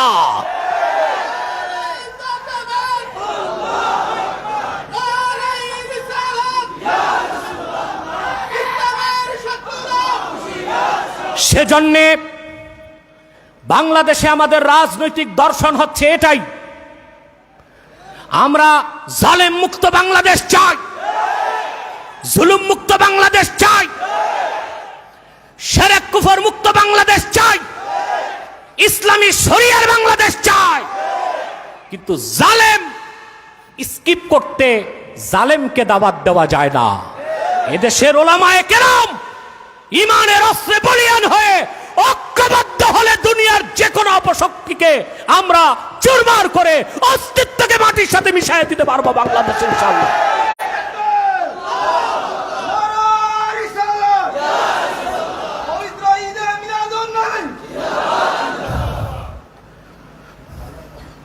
সেকুলারদের বিরুদ্ধে, কাফের মুশরিক নাস্তিকদের বিরুদ্ধে আমাদের চেয়ে বেশি জোরালো বক্তব্য কে দিয়েছে? আপনারা অনেকেই উৎফুল্ল করছেন যে আপনারা কেউ এসে আপনাদেরকে পরিত্রাণের ব্যবস্থা করবে। যারা আসবে তারা কারা? ইরাকে, সিরিয়াতে, আফগানে, লিবিয়াতে মুসলমানের রক্তে তাদের হাত রঞ্জিত হয়ে আছে। আমরাও তাদেরকে স্বাগত জানাবো। যারা বাংলাদেশে রাজনীতি করছেন, নির্বাচনী ম্যানিফেস্টোতে ওয়াদা করেন যদি যাদেরকে আনতে চাচ্ছেন তারা আসলে বাংলাদেশ ইসলামের স্বার্থের বিরুদ্ধে কোনো কাজ হবে না। মুসলমানদের মৌলিক যত দাবি দাওয়া সব সরকার মেনে নিবে। বাংলাদেশের স্বাধীনতা সার্বভৌমত্বে কেউ কালো হাতের থাবা বসাবে না, গ্যারান্টি দেন। নির্বাচনী ইশতেহারে বলুন, আমরা বলবো ঠিক আছে, জলদি দাদাদেরকে খবর দেন আর বাংলাদেশকে বাঁচান। কথা বুঝেন নাই? বাংলাদেশ এখন কি অবস্থায় আছে আপনি চিন্তা করতে পারবেন না, বুঝলেন? আপনি চিন্তা করতে পারবেন না। বাঘ আপনাকে দৌড়ালো, উঠছেন গাছে, দেখেন গাছের মাথায় অজগর। গাছের মাথায় বাঘ তো পুরাটা খাইবে না, কিছু আপনারে রাখবে। আর অজগর এখন যেই জালেম থেকে বাঁচতে আরেক জালেম ডাকতেছেন, এখন যা হইছে কিছু আছে, এরপর বাকিটাও কথা বলে না। অতএব আমাদের সমাধান আমরা করব। আসুন, যারা রাজনীতি করছেন, দেশের চিন্তা করছেন, দেশের সমস্ত ইসলামপন্থী আলেম ওলামা পীর মাশায়েখদেরকে নিয়ে রাজনৈতিক ঐক্য, অরাজনৈতিক ঐক্য করুন। ইনশাল্লাহ বিজয় কোরআনপন্থীদের পক্ষেই আসবে। ঠিক কিনা? আমি বাংলাদেশের একটা চিত্র তুলে ধরলাম। বাঘে দৌড়াইছে আপনাকে, আপনি উঠছেন, উঠে দেখেন আপনি মাঝখানে চুপচাপ বসে আছেন। উপরে উঠলে অজগরে খায়, নিচে গেলে এই অবস্থা না? দেশ একেবারে জাহান্নামের কিনারায় যেই আছে। আল্লাহ রক্ষা করুন, বলুন আল্লাহুম্মা আমিন। বলছিলাম সে আমেরিকা নিউ ইয়র্কে ইসলাম ও মুসলমানের এত বড় শত্রু, তারা মাইকে আজানের অনুমতি দিয়ে দিছে। এটা কি সাদে দিছে না বাধ্য হইয়া? টুইন টাওয়ার হামলা করছে ওরাই টুইন টাওয়ারে হামলা করছে, আমরা ধরে নিলাম। কে করছে জানি না তো। যদি বলা হয় লাদেন সাহেব করেছে, তাহলে ওই দিন প্রায় 3 থেকে 4 হাজার ইহুদি টুইন টাওয়ারে কাজ করত, ওরা ছুটি কাটাইলো কেন? তাতে তো বোঝা যায় ডাল মে কুছ কালা হ্যায়। কথা বলে না, যারাই করুক, যেই পক্ষে করুক, লাভ হয়েছে ইসলাম আর মুসলমানের। টুইন টাওয়ার হামলা করলো, ইহুদি মিডিয়াগুলো প্রচার করলো America is under attack, attacked by terrorist, Muslim terrorist. America হামলার শিকার, মুসলিম সন্ত্রাসীরা হামলা করেছে। আমেরিকাতে লক্ষ লক্ষ ইহুদি খ্রিস্টান ইসলাম আর মুসলমান জানার চেষ্টা শুরু করলো। যেই মুসলমান এত সাহসী, আস্ত প্লেন নিয়ে নিজের জীবন দিয়া আমেরিকার নাক কেটে দিছে। এরা কেমন বীর জাতি দেখতে হবে। এই জন্য তারা বিভিন্ন মুসলিমদের কাছে গেল। সৌদি আরব, কাতার এবং কুয়েতের অসংখ্য সেন্টার আছে আমেরিকায়, তাদের কাছে গেল যে ভাই, আমরা we want to know Islam, the introduction of Islam. আমরা ইসলামকে জানতে চাই, ইসলামের পরিচয় জানতে চাই। ওই আরবের দায়ীরা কোরআন শরীফের ইংরেজি ট্রান্সলেট এক কপি তাদের হাতে দিয়ে দিচ্ছে। যেই বছর টুইন টাওয়ার হামলা হয়েছে, ওই 1 বছরে পশ্চিম দুনিয়ায় 25,000 অমুসলিম ইসলাম গ্রহণ করে মুসলমান হয়েছে। আর সেখানে আজান চালু হয়েছে। আমার মন বলে 100 বছর পূর্ণ হবার আগেই মার্কিন সাম্রাজ্য ভেঙ্গে টুকরা টুকরা হয়ে যাবে এবং হোয়াইট হাউসের চূড়ায় আল্লাহর দিন ইসলামের কালেমার পতাকা উড়বে ইনশাআল্লাহ।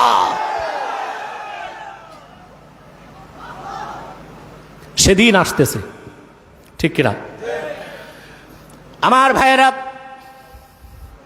সেজন্য এই পৃথিবীর যেই প্রান্তে যখনই আজান হয়, মুসলিম মুমিন যখন আজান দেয়, সে যখন বলে আশহাদু আল্লা ইলাহা ইল্লাল্লাহ, সঙ্গেই পড়তে হয় আশহাদু আন্না মুহাম্মাদার রাসূলুল্লাহ সাল্লাল্লাহু আলাইহি ওয়াসাল্লাম।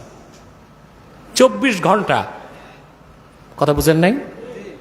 আপনি এখন সময় যত, আপনি কানাডাতে যারা আছে 11 ঘন্টা মাইনাস করবেন। কত ঘন্টা? আমরা যখন ফজরের প্রস্তুতি নিব, ওনারা মাগরিবের প্রস্তুতি নিবে। ইউরোপের মানুষগুলো আমাদের থেকে 6 ঘন্টা পিছনে, বুঝলেন? তা দেখা যাবে আমরা যখন জোহরের প্রস্তুতি নিব, ওনারা ফজরের প্রস্তুতি নিতে থাকবে, ঠিক কি না? সুবহানাল্লাহ। পৃথিবীর সব জায়গায় মুমিন মুসলমান যখন আজান দেয়, আল্লাহর নামের সাথে আল্লাহর হাবিব মুহাম্মদ সাল্লাল্লাহু আলাইহি ওয়াসাল্লামের নাম উচ্চারণ করতে হয় আজানে, মুমিনকে মুসলমানকে, ঠিক কিনা বলেন? সুবহানাল্লাহি বিহামদি। শুধু কি তাই? আব্দুল হক মুহাদ্দিস দেহলভী মাদারিজুন নবুয়াতে লেখেন, আল্লাহর জান্নাতের প্রতিটি বৃক্ষের প্রতিটি পাতায় আল্লাহর নামের সঙ্গে তার হাবিবের নাম লেখা আছে। সুবহানাল্লাহ। আগেও বহুবার আমার কাছে হাদিস শুনেছেন, 5টি সহিহ সনদে হাদিসটি এসেছে। আমাদের দেশে ওই যে বললাম কিছু মৌলবী সাহেব আছে, মৌজু হাদিস একটা দেখায় সহিগুলোকে গোপন করে। যে বিষয়ে মৌজু বাদ দেন, যদি ওই বিষয়ে সহিহ হাদিস থাকে তা তো বলতে হবে, না বললে এটা আমানত না খেয়ানত। আদম আলাইহিস সালাম যখন পৃথিবীতে আসলেন, তার তওবা আল্লাহ কবুল করতেছিলেন না, ঠিক কিনা? শত শত বছর কান্নার পরে দোয়াতে তিনি হাত তুলে বলছেন, আল্লাহকে ডাক দিয়ে বলেছেন, রব্বুল আলামিন, শত শত বছর তওবা করলাম, তওবা কবুল হয় না। আসআলুকা বিহাক্কি মুহাম্মাদিন, রব্বুল আলামিন তোমার নবী মুহাম্মদ সাল্লাল্লাহু আলাইহি সাল্লামের ওসিলায় আমার তওবা কবুল করে নাও। এতদিন জবাব নাই।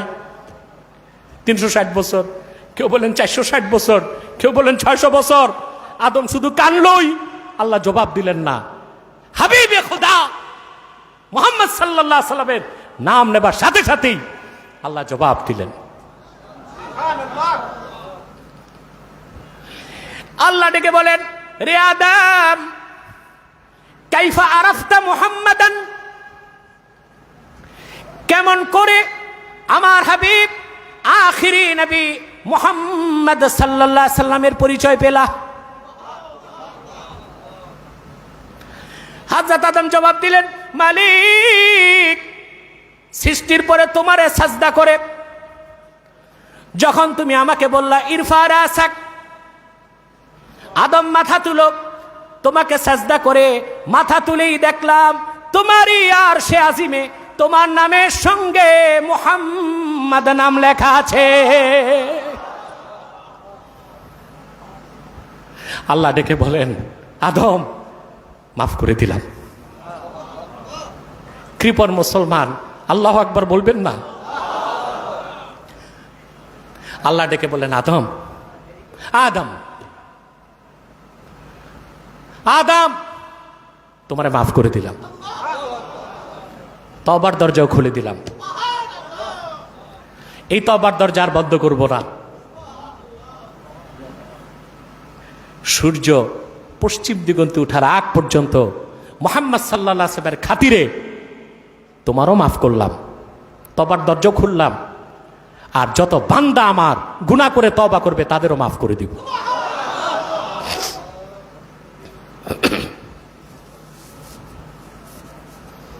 কথা বুঝতেছেন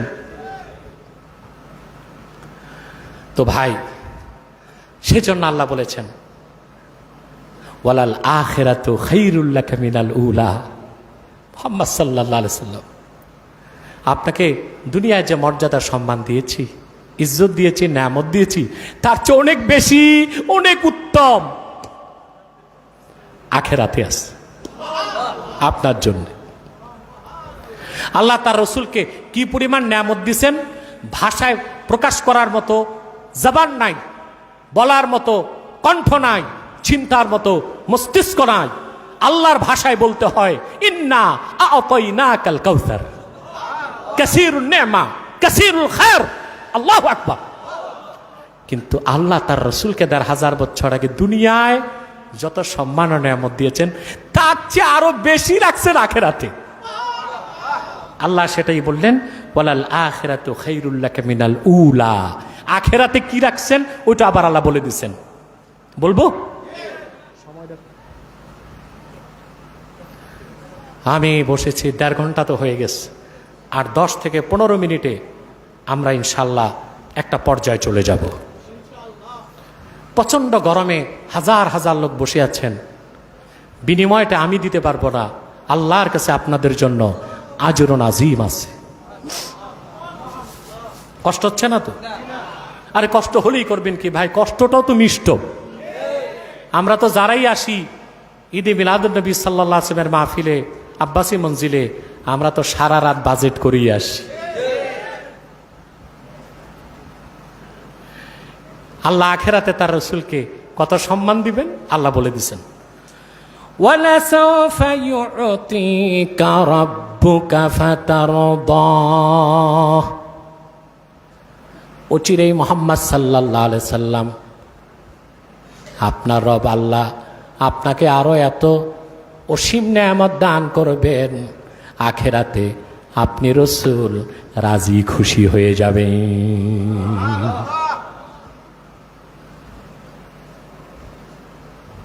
পাগল নাকি?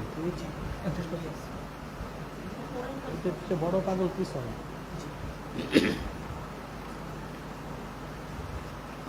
আল্লাহ বললেন, ওয়ালা সাউফা ইউতিকা রাব্বুকা ফাতারদা। মুহাম্মদ সাল্লাল্লাহু আলাইহি সাল্লাম, অচিরেই আল্লাহ আপনাকে, আল্লাহ উদ্দেশ্য নিয়েছেন আখিরাত, আখেরাতে এত নেয়ামত দিবেন যে আপনি রাজি হয়ে যাবেন। অর্থাৎ আপনাকে রাজি খুশি করার জন্য যা যা দরকার আল্লাহ আখেরাতে করবেন। এই ঘোষণা কার?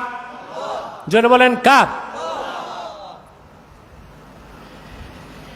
এখানে আমি নিজস্ব কোনো ব্যাখ্যা না দিয়ে ইজমাউল মুফাসসিরিন, ইজমাউল মুফাসসিরিন বুঝেন? সব মুফাসসিররা যেই কথায় একমত সে মতগুলো শোনায় দিচ্ছে। ঠিক আছে?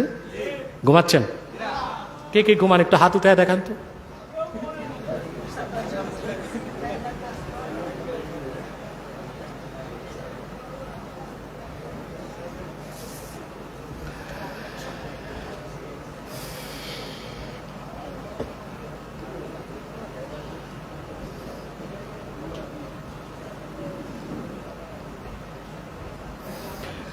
ওয়ালাসাউফা ইউতিকা রাব্বুকা ফাতারদা। আল্লাহ তার রসুলকে আখেরাতে রাজি করবেন। তার রসুলকে রাজি করতে যা যা দেওয়ার করার সব দিবেন, সব করবেন। এই আয়াতের ব্যাখ্যায় মুফাসসিরিনে কেরাম বলেন, ফাআতাহুল্লাহু জাল্লা সানাউহু আলফা কসরিন ফিল জান্নাহ তুরাবুহাল মিস্ক। আল্লাহ তাআলা আখিরাতে জান্নাতুল ফেরদাউসে তার হাবিব মুহাম্মদ সাল্লাল্লাহু আলাইহি সাল্লামকে 1000 নূরের প্রাসাদ দান করবেন, যে প্রাসাদগুলোর মাটি হবে মিসকে। সুবহানাল্লাহ। আল্লাহ তার রাসূলকে ডেকে বলবেন, মুহাম্মদ সাল্লাল্লাহু আলাইহি সাল্লাম রাজি হয়েছেন? রাসূলুল্লাহ বলবেন, আল্লাহ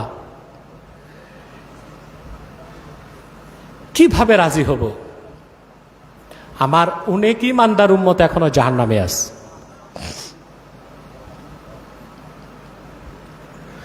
আল্লাহ রাব্বুল আলামিন খাজিনু জাহান্নাম, জাহান্নামের পাহারাদার মালিক ফেরেশতাকে বলবেন, মালিক আমার হাবিব মুহাম্মদ সাল্লাল্লাহু আলাইহি সাল্লামের দিনকে যারা বিশ্বাস করেছে, ঈমান এনেছে, তাদের আমল যতই খারাপ হোক, আমল নামায় যদি শিরক আর কুফর না থাকে, তাদের প্রত্যেককে আমার জান্নাত দিয়ে দাও। সেজন্য ১৫০০ বছর আগে আমার নবীজি মুহাম্মদ সাল্লাল্লাহু আলাইহি সাল্লাম উম্মতের সঙ্গে ওয়াদা করে গিয়েছেন, লা আরদা ওয়া ওয়াহিদুম মিন উম্মতি ফিন্নার। আমার একজন ইমানদার উম্মত যতক্ষণ জাহান্নামে থাকবে, আমি রাসূল রাজি হব না। সুবহানাল্লাহ। কথা বুঝতেছেন? তাফসিরের কিতাবে এসেছে, তাফসিরগুলো ইজমাউল মুফাসসিরিন, সব মুফাসসির একমত। সব নির্ভরযোগ্য তাফসিরে এই কথাগুলো এসেছে, সেই কথাগুলি শোনাচ্ছি।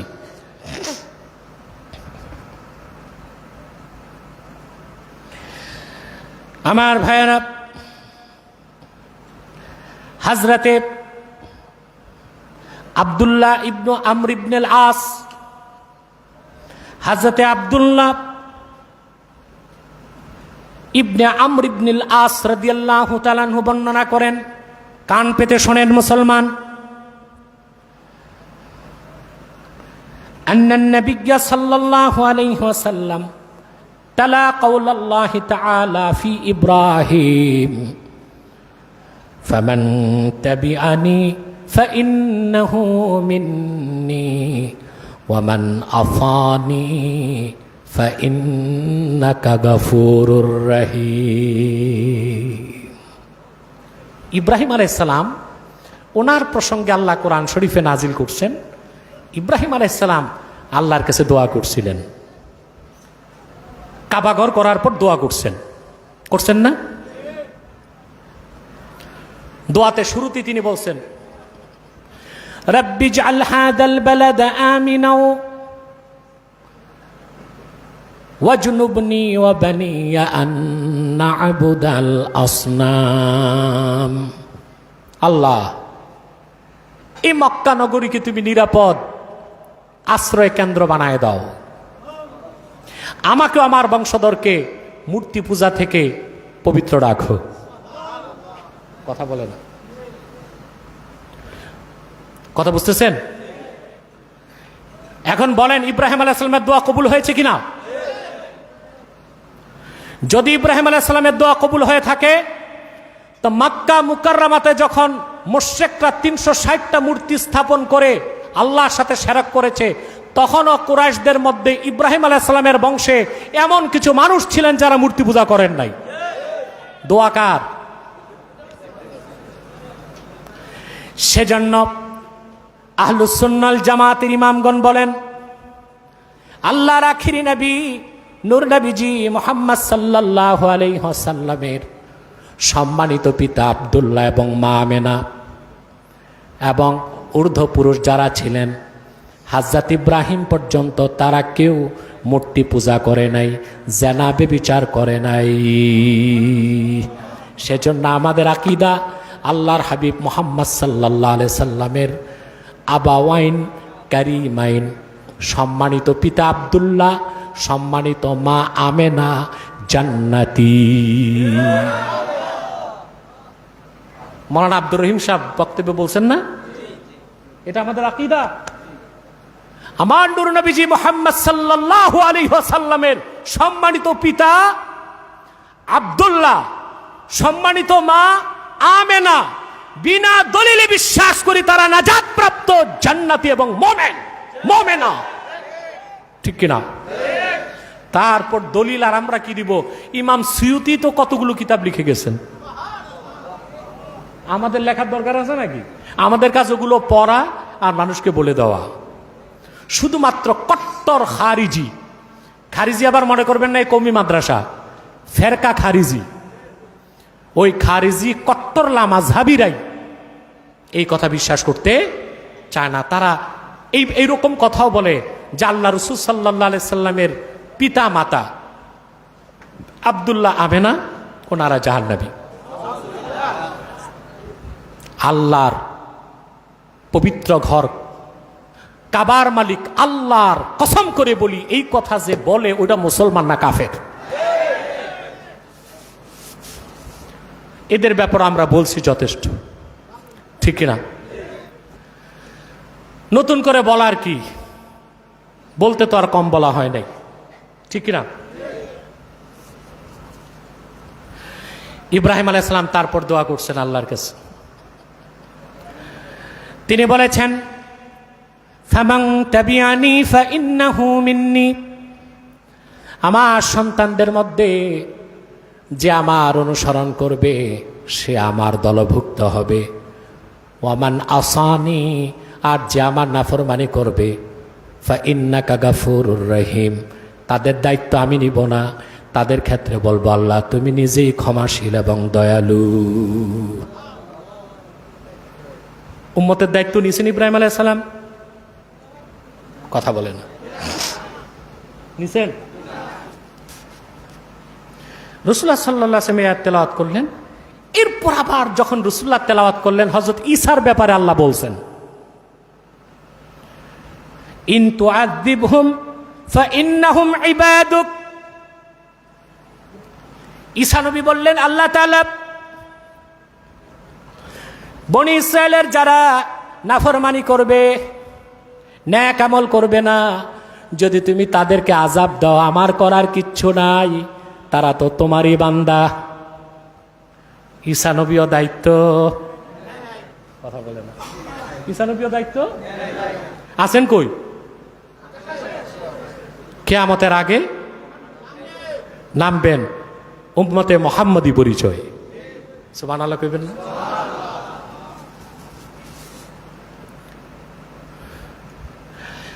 খ্রিস্টানদের সাথে আমার একটা বাহাস হয়েছিল, আপনারা দেখেছেন মিডিয়াতে। শুনেছি লোকটা কিছুদিন আগে আবার মুসলমান হয়েছে। ও ছিল মুসলিম, হইল খ্রিস্টান, আবার শুনছি মুসলিম হয়েছে, আল্লাহ হেদায়েত করুক। তার সাথে আমার ডিবেটটা দেখেছিলেন 16 সালে হবে। আমি তাকে প্রশ্ন করেছিলাম, ভাই আপনি মুহাম্মদ সাল্লাল্লাহু আলাইহি ওয়াসাল্লামের মহাসত্য দ্বীন ইসলামকে ছেড়ে খ্রিস্টান কেন হইছেন? তো সে আমার এক কথায় জবাব দিছে, হ্যাঁ একটাই কারণ, মুহাম্মদ সাল্লাল্লাহু আলাইহি ওয়াসাল্লাম তো সুপারিশ করবেন না, ঈসা তো সুপারিশ করবে, এই জন্য বাঁচার জন্য ঈসার দলে গেছি।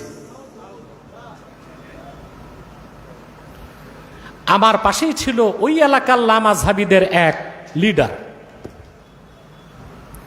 লোকটা আবার মারা গেছে কিছুদিন আগে, আল্লাহর কাছে দোয়া করি আল্লাহ তারে মাফ করুক। আমি তার দিকে তাকাইলাম, তার দিকে তাকায় তাকে বুঝালাম যে ভাই তোমরা লামাযহাবীরা যুগের পর যুগ বাংলাদেশে ওয়াজ করে মানুষকে বুঝাইছো আল্লাহ রসুল সুপারিশ করতে পারবেন না, এই আকীদাটা প্রচার করে তোমরা তো খ্রিস্টানদেরকে সুযোগ করে দিছো ধর্ম প্রচারের। কথা বলেন, কাদের সুযোগ করে দিছে?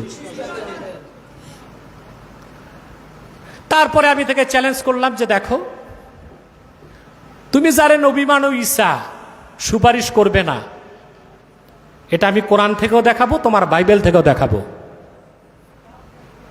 তুমি নিউ টেস্টামেন্ট আনো, আমি দেখাই দেব। আর আমি কোরআন থেকেও দেখাবো, বাইবেল থেকেও দেখাবো যে আমার নবী মুহাম্মদ সাল্লাল্লাহু আলাইহি ওয়াসাল্লাম সুপারিশ করবেন। ওই বেটা দৌড় দিয়া যে একটা বাইবেল আনছে, আমি কিছু খুইলা মারে দেখাও, এখন আর খোলে না। তারপর আপনারা দেখছেন সে মস্তক নত করে মেনে নিচ্ছে সব। তাহলে যারা প্রচার করে, খেয়াল করেন ভালো করে, যারা প্রচার করে মুহাম্মদ সাল্লাল্লাহু আলাইহি ওয়াসাল্লাম শাফাত করবেন না, তাদের ইন্টেনশনটা খারাপ না? তাদের উদ্দেশ্য হচ্ছে মানুষকে উম্মতে মুহাম্মদী থেকে বের করে দেওয়া। তখন তাদেরকে স্বীকার করবে কাফের মুশরিক বেঈমান নাস্তিকরা নয়, খ্রিস্টানরা। তাহলে এরা কাজ করছে কাদের হয়ে? এটা বুঝতে কি সূক্ষ্ম চিন্তা দরকার, না স্থূল চিন্তা হইলেই চলে? সহিহ মুসলিম সাক্ষী, আল্লাহ রসুল যখন পড়লেন, হযরত ইব্রাহিম বললেন ফামান তাবিয়ানি ফাইন্নাহু মিন্নি ওয়া মান আসানি ফাইন্নাকা গফুরুর রহিম। হযরত ইব্রাহিম উম্মতের দায়িত্ব নিলেন না, ঈসা নবীও বলে দিলেন ইনতু আযিবহুম ফাইন্নাহুম ইবাদুক, যদি বান্দাদেরকে আযাব দাও তারা তো তোমারই বান্দা, আমার করার কি আছে? আল্লাহ রাসূল সাল্লাল্লাহু আলাইহি সাল্লাম বরদাশত করতে পারলেন না। ফারাফা ইয়াদাইহি ওয়া ক্বালা আল্লাহুম্মা উম্মতি উম্মতি। আল্লাহর হাবিব দুটো হাত তুলে কান্না করে বলতে লাগলেন, আল্লাহ, ইব্রাহিম উম্মতের দায়িত্ব নেয় নাই, ঈসাও নেয় নাই, পূর্বের কোনো নবী নেয় নাই, আমার উম্মতের কি হবে আমি জানতে চাই।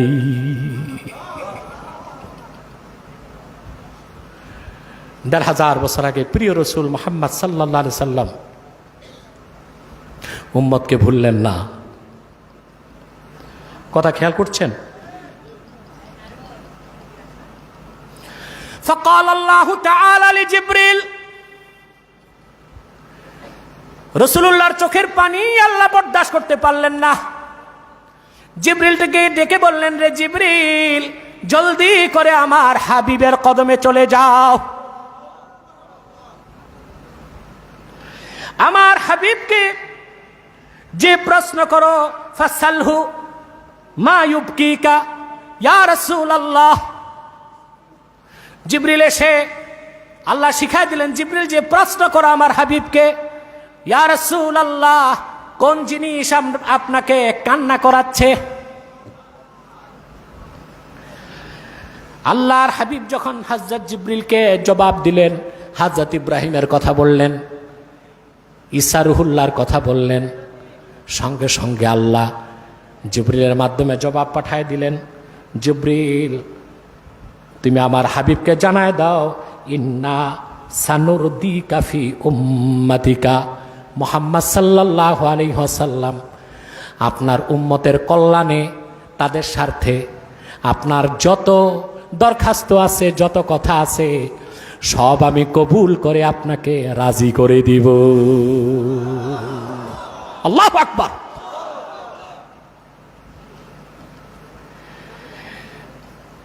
হযরতে আলী রাদিয়াল্লাহু তাআলা আনহু তিনি একদিন ইরাকের বসরায় সূরা দোহার আলোচনা করছিলেন। এখন শুনবেন তাফসীর কার কথা, হযরত আলী রাদিয়াল্লাহু তাআলা আনহু। ইরাকবাসীকে তিনি কোরআন শরীফের ওয়াজ শোনাচ্ছেন। তিনি তাদেরকে ডাক দিয়ে বললেন,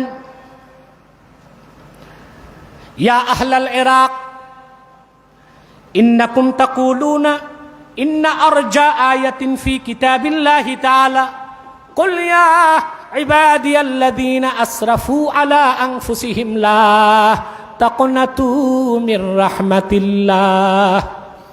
ইরাকবাসী, তোমরা মনে করো কোরআন শরীফের মধ্যে আল্লাহর কোরআনের যে আয়াতটা শুনলে বান্দার অন্তরে আল্লাহর রহমতের কথা সবচেয়ে বেশি জাগে, সেটা হচ্ছে আল্লাহ বলেছেন লা তাকনাতু মির রাহমাতিল্লাহ, আল্লাহর রহমত থেকে নিরাশ হয়েও না।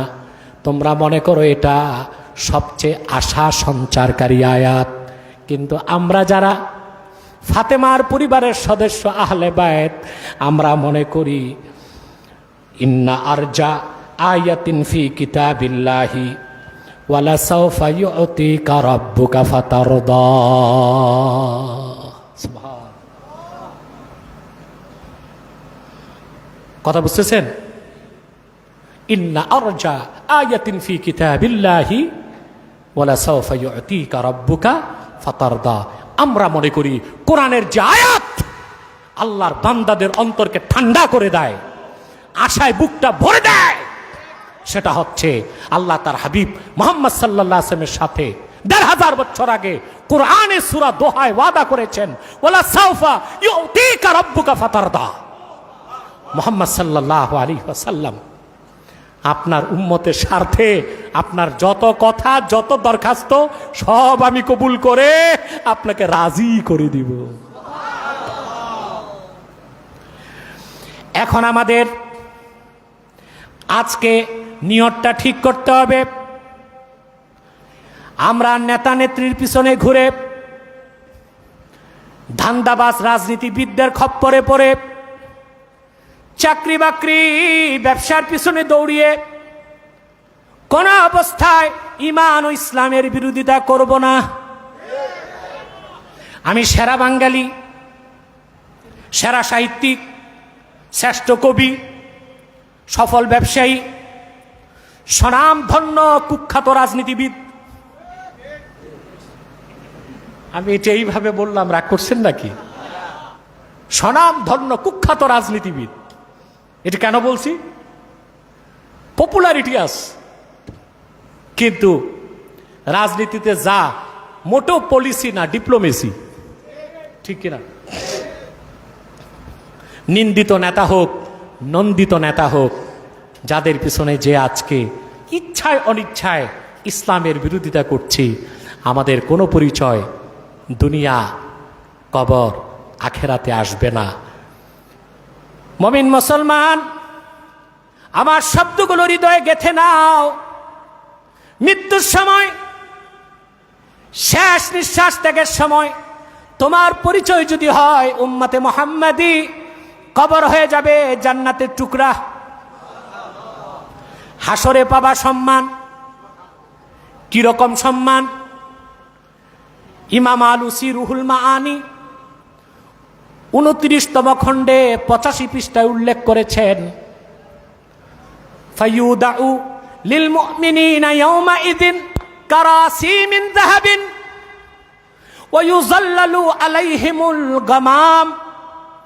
প্রত্যেক উম্মতে মুহাম্মাদি মুমিনকে বসার জন্য আমার আল্লাহ হাসর ময়দানে এক একটা স্বর্ণের চেয়ার বিছায় দিবেন।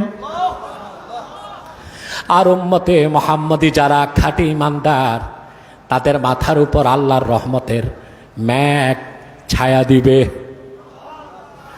উম্মতে মুহাম্মাদের যারা আলেমে তাকি বুঝেন? সলিড আলেম বুঝেন না? ওলামায়ে হালুয়া রুটি না? হ্যাঁ হ্যাঁ, নির্ভেজাল আলেম। এই সুন্দর বাংলা করছে। এরকম এক একজন আলেমে তাকির জন্যে আল্লাহ পাক হাসর ময়দানে এক একটা নূরের মিম্বর রাখবেন। পূর্বের নবীদের বসার জন্য, দাঁড়াবার জন্য নূরের মিম্বর রাখবেন।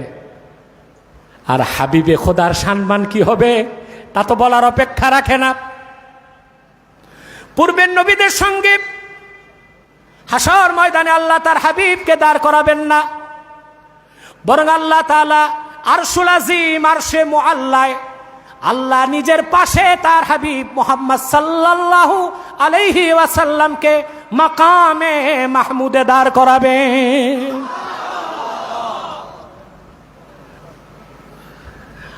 আল্লাহর আরশে আজিম, আরশুল মুআল্লা, মাকামে মাহমুদ, যেখানে আমার নূর নবীজি, আমার নূর নবী মুহাম্মদ সাল্লাল্লাহু আলাইহি সাল্লাম দাঁড়াবেন। রাসূলুল্লাহর সামনে থাকবে লেওয়াউল হামদ, আল্লাহর প্রশংসার পতাকা। বুখারী শরীফে লম্বা হাদিস এসছে, পূর্বের নবীগণ হাসর ময়দানের ভয়াবহ দৃশ্য দেখে দৌড়ে যাবে আদমের কাছে, যে বলবে আনতা আবুন নাস ওয়া খালাকাকাল্লাহু বিয়াদিহি ইশফা লানা ইলা রাব্বিক। রে আদম, তুমি মানব জাতির পিতা, আল্লাহ নিজের হাতে তোমাকে তৈরি করেছেন, আমাদের জন্য শাফাত করো। তিনি নাকচ করে দিবেন। যাবে মানুষ নূহের কাছে, তিনিও ফিরায় দিবেন। যাবে ইব্রাহিমের কাছে, তিনিও ফিরায় দিবেন। মুসা ফিরায় দিবেন, ঈসা ফিরায় দিবেন, সব নবী ফিরায় দিবেন। শুধু ঈসা নবী মানব জাতিকে বলে দিবেন, আজকে কেউ সুপারিশ করতে পারবে না, সুপারিশের চাবি আল্লাহ রেখেছেন। ইরজিউ ইলা নবিয়্যিল খাতিম মুহাম্মাদিন সাল্লাল্লাহু আলাইহি সাল্লাম। সকল নবীগণের নবী, আল্লাহ সর্বশ্রেষ্ঠ সর্বশেষ নবী ও রাসূল মুহাম্মদ সাল্লাল্লাহু আলাইহি সাল্লামের কদমে চলে যাও। আজকে শাফাতের সব চাবি আল্লাহ ওনার হাতেই রেখেছে।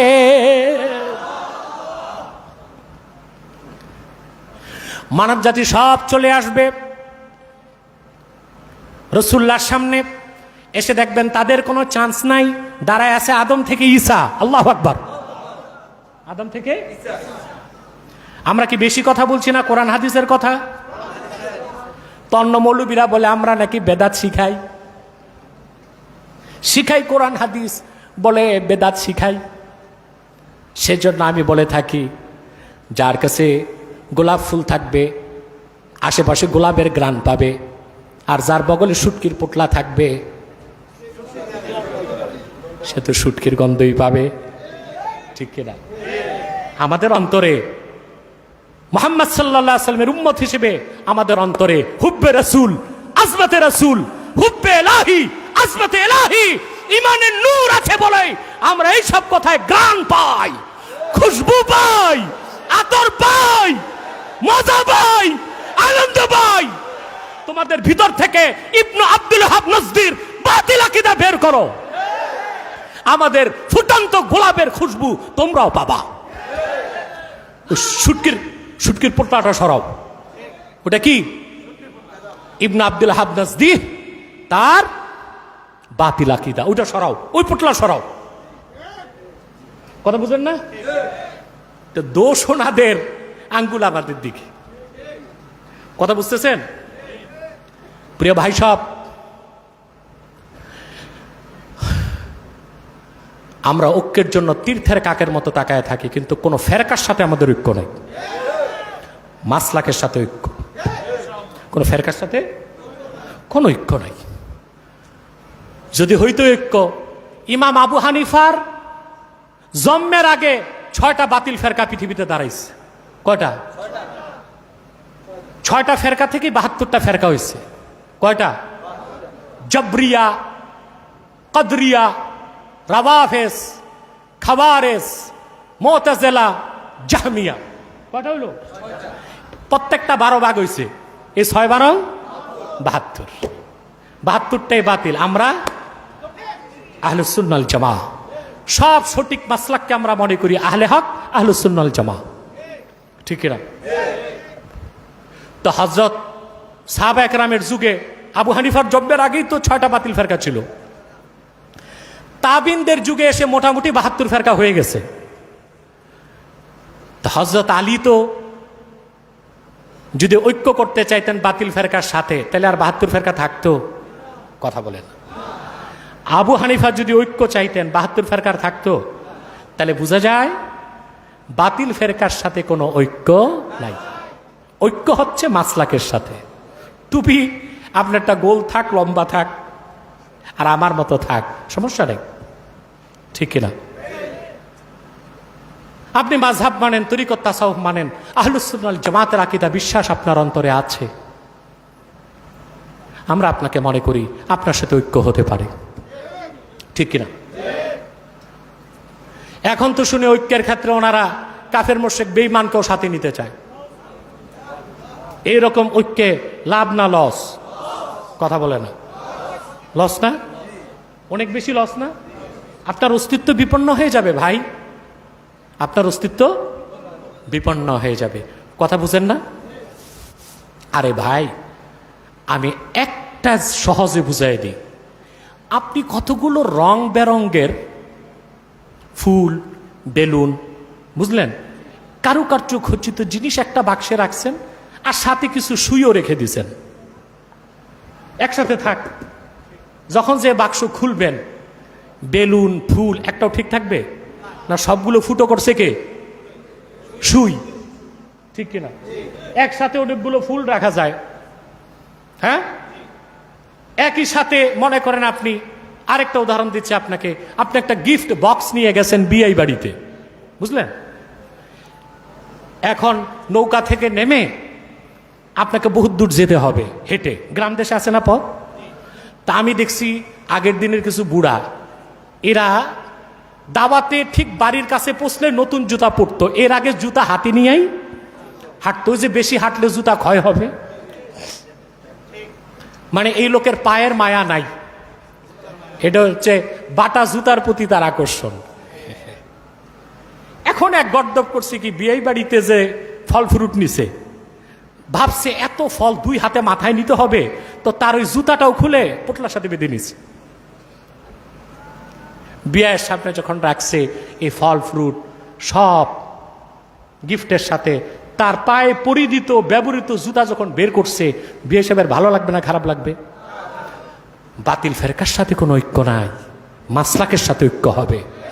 বাতিল ফেরকাকে ঐক্যে নিলে সে আমার ক্ষতি করবে, এই সত্যটা উপলব্ধি করতে হবে, ঠিক কিনা বলেন?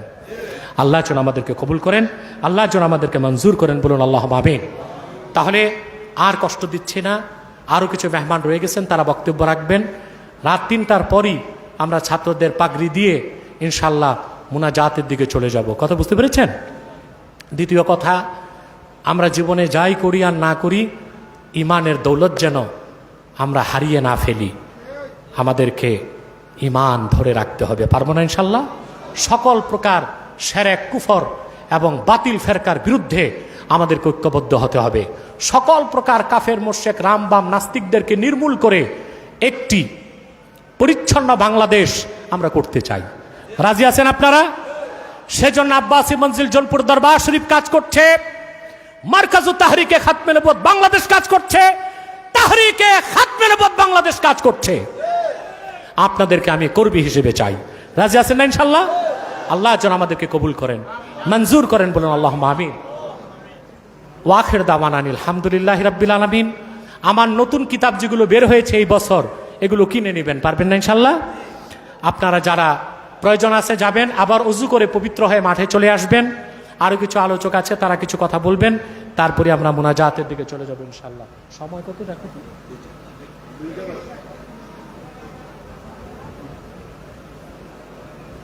হ্যাঁ, 2টা বাস। আজকের মতো এত ঠিক, ওটা মুনাজাতের আগে। ওয়াখির দাওয়ানা আনিল হামদুলিল্লাহি রাব্বিল আলামিন। ওয়াসসালামু আলাইকুম ওয়া রাহমাতুল্লাহি ওয়া বারাকাতুহু। আজকের এই বরকতপূর্ণ রাতের বরকতপূর্ণ মুনাজাত, মকবুল মুনাজাত, এই মুনাজাত থেকে বঞ্চিত হবেন না আমি বিশ্বাস রাখি। আর একসাথে উঠাউঠি করবেন না।